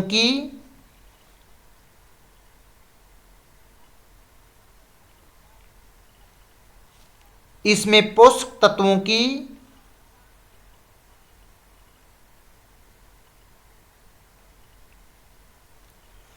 कमी पाई जाती है।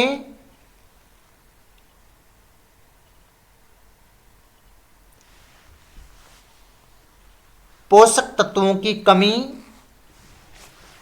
पाई जाती है।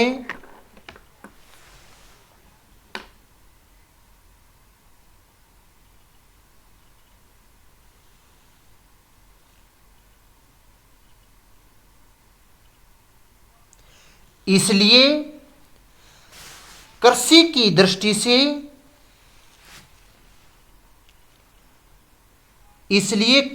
दृष्टि से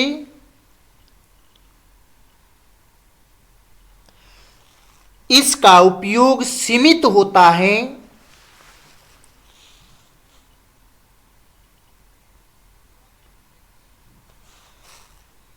कृषि की दृष्टि से इसका उपयोग सीमित होता है।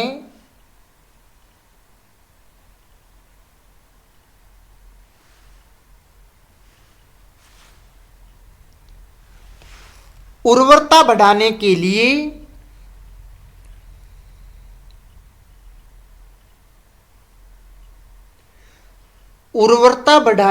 लिए इसमें विशेष उर्वरकों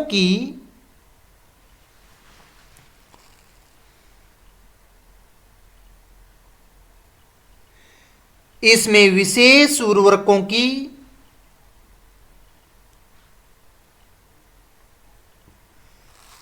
आवश्यकता पड़ती है।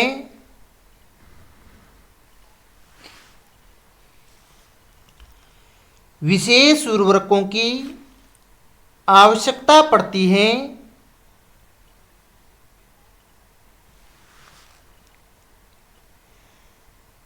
खनिज संसाधनों की दृष्टि से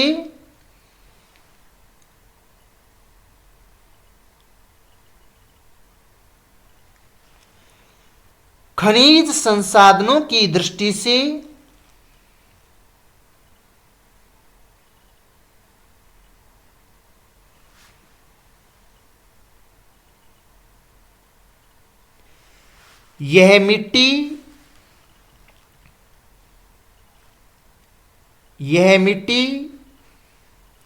महत्वपूर्ण मानी जाती है। खनिज संसाधनों की दृष्टि से यह मिट्टी महत्वपूर्ण मानी जाती है।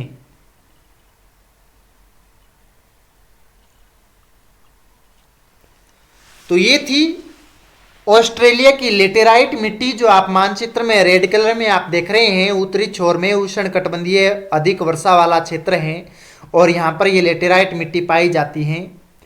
अब हम मोस्ट इंपॉर्टेंट जो मिट्टी पढ़ेंगे वो है मरुस्थलीय मिट्टी। तो हम 6 नंबर जो मिट्टी का प्रकार और अंतिम जो मिट्टी हम पढ़ेंगे वो है मरुस्थलीय मिट्टी। तो मरुस्थलीय मिट्टी आप देख सकते हैं यहाँ पर, ये जो भाग है इसके पश्चिमी ये क्षेत्र में इसमें मरुस्थलीय मिट्टी पाई जाती है। और मरुस्थलीय मिट्टी में आप देखोगे कि अधिकतम रेतीली मृदा है। बड़े बड़े रेतीले बालू का स्तूप के टीले आप देखने को मिलेंगे और वहाँ पर अलग अलग बालू के स्तूप मिलेंगे। अर्धचंद्राकार हैं, पैराबोलिक हैं, अनुप्रस्थ है, अनुदैर्घ्य हैं, इस तरह के आपको बालू का स्तूप है वो मिलेंगे। तो हम आइए पढ़ते हैं मरुस्थलीय मिट्टी। तो मरुस्थलीय मिट्टी की अगर बात करें तो ये ऑस्ट्रेलिया के आंतरिक मरुस्थलीय भागों में पाई जाती हैं। यानी जो आंतरिक मरुस्थलीय भाग ये आप देख सकते हैं, और इसका जो पश्चिमी छोर है, तो आंतरिक और पश्चिमी भागों में ऑस्ट्रेलिया की इस मिट्टी का विस्तार है। प्रमुख क्षेत्र की बात करें तो पश्चिमी व मध्य ऑस्ट्रेलिया में इस मिट्टी का विस्तार है। तो मध्य ऑस्ट्रेलिया में और ऑस्ट्रेलिया का जो पश्चिमी भाग है वहां पर इस मिट्टी का विस्तार पाया जाता है, क्योंकि वहां पर मरुस्थलीय स्थापित हैं। इसके साथ साथ में यहां पर जो वार्षिक वर्षा होती है वो 25 सेंटीमीटर से भी कम होती है।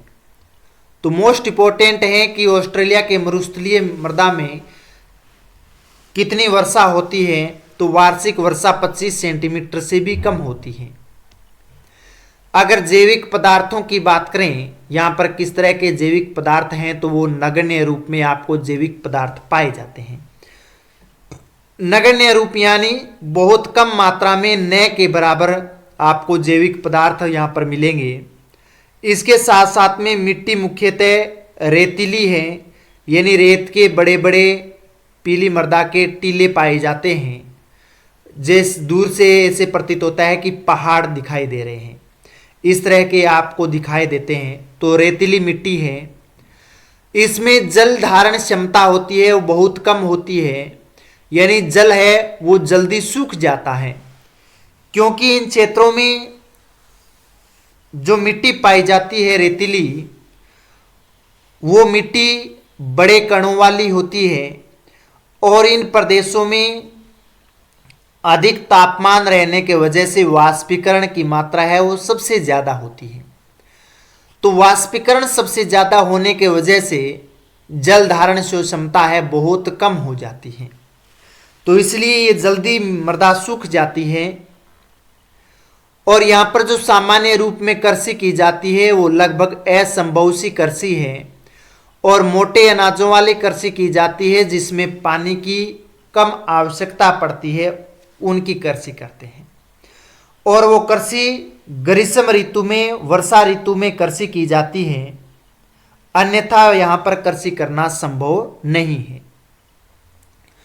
यहाँ पर सिंचाई है वो सीमित है, और सिंचाई के माध्यम से ही खेती करना या कृषि करना संभव हो पाता है।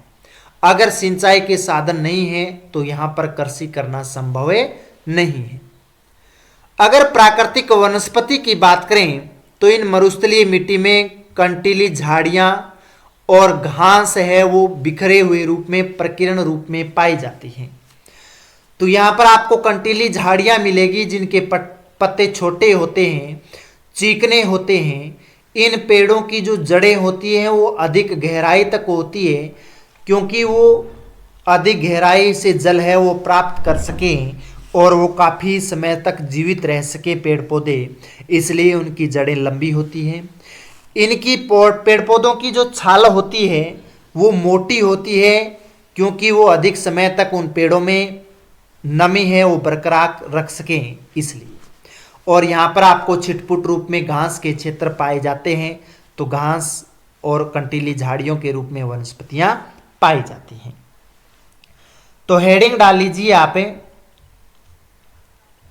मरुस्थलीय मिट्टी। हाँ, 6 नंबर और अंतिम मिट्टी है मरुस्थलीय मिट्टी, बहुत महत्वपूर्ण है, ये नोट कर लीजिए आप। मरुस्थलीय मिट्टी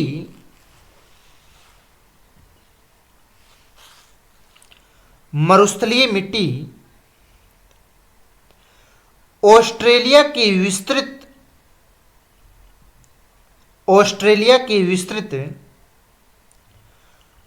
आंतरिक मरुस्थलीय क्षेत्रों में पाई जाती है।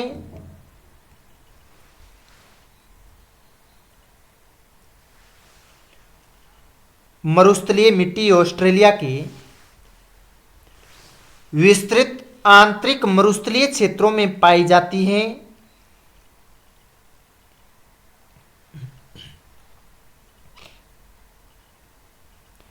मरुस्थलीय क्षेत्रों में पाई जाती हैं जिनका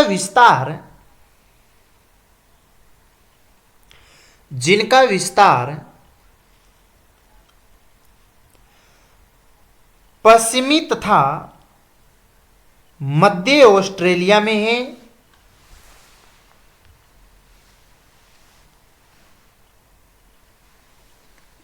जिनका विस्तार पश्चिमी तथा मध्य ऑस्ट्रेलिया में है,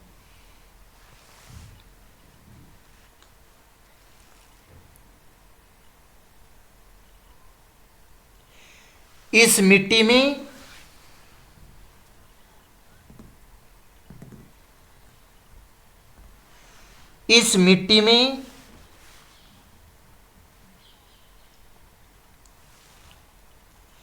वर्षा अत्यंत कम होने के कारण इस मिट्टी में वर्षा अत्यंत कम होने के कारण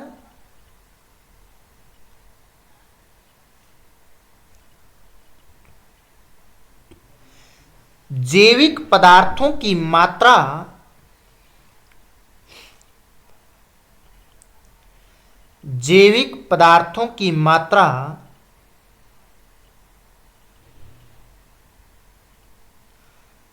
नगण्य होती है, जैविक पदार्थों की मात्रा नगण्य होती है।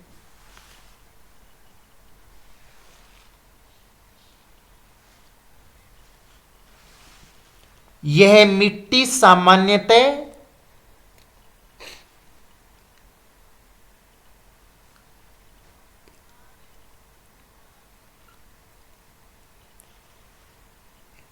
मिट्टी सामान्यतः रेतीली होती है,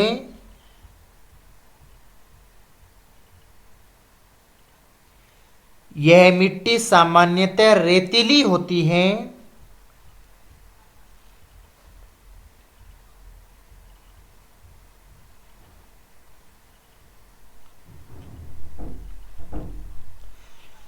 तथा इसकी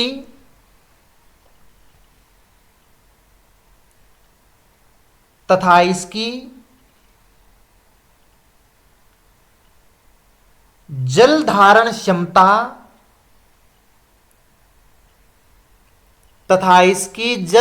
क्षमता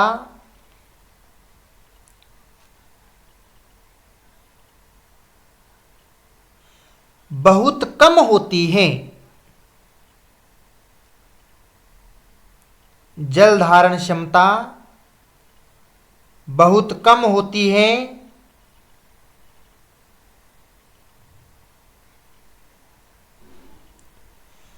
कृषि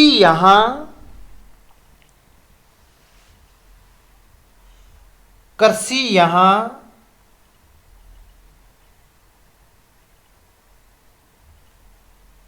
लगभग असंभव है।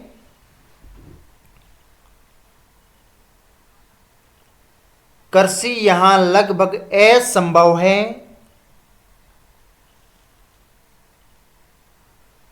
परंतु सीमित क्षेत्रों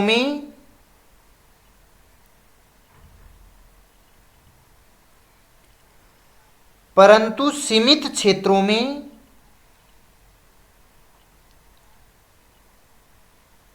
सिंचाई द्वारा कृषि की जाती है।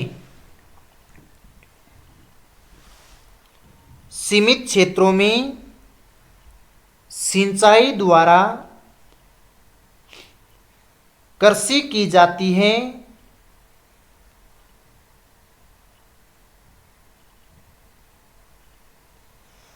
प्राकृतिक रूप से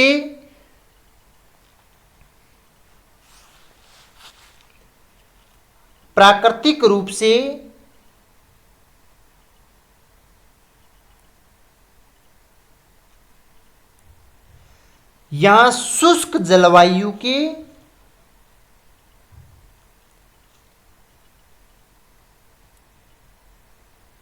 शुष्क जलवायु के अनुकूल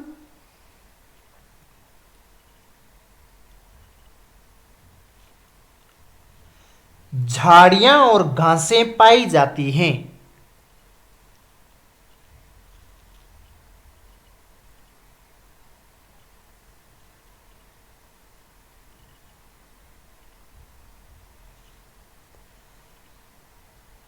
झाड़ियां और घासें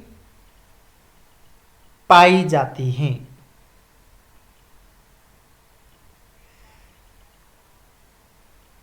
इस क्षेत्र में वार्षिक वर्षा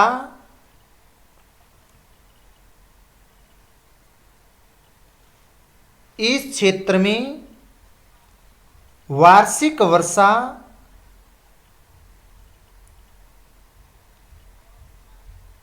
25 सेंटीमीटर से भी कम पाई जाती हैं।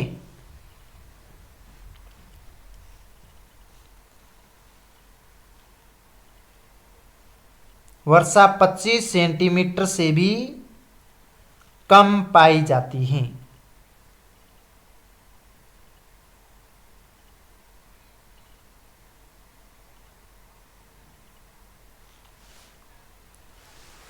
तो ये थी ऑस्ट्रेलिया की मरुस्थलीय मिट्टी। तो हमने ऑस्ट्रेलिया महाद्वीप की आज का टॉपिक था मिट्टियों का। तो हमने संपूर्ण जो मिट्टियां थी ऑस्ट्रेलिया की 6 प्रकार में विभाजित किया गया है और उन 6 प्रकार की मिट्टियों को हमने विस्तार रूप में आपको नोट्स बनवाए हैं। तो मैं आशा करता हूं कि आप सभी ने इसके नोट्स बनाए।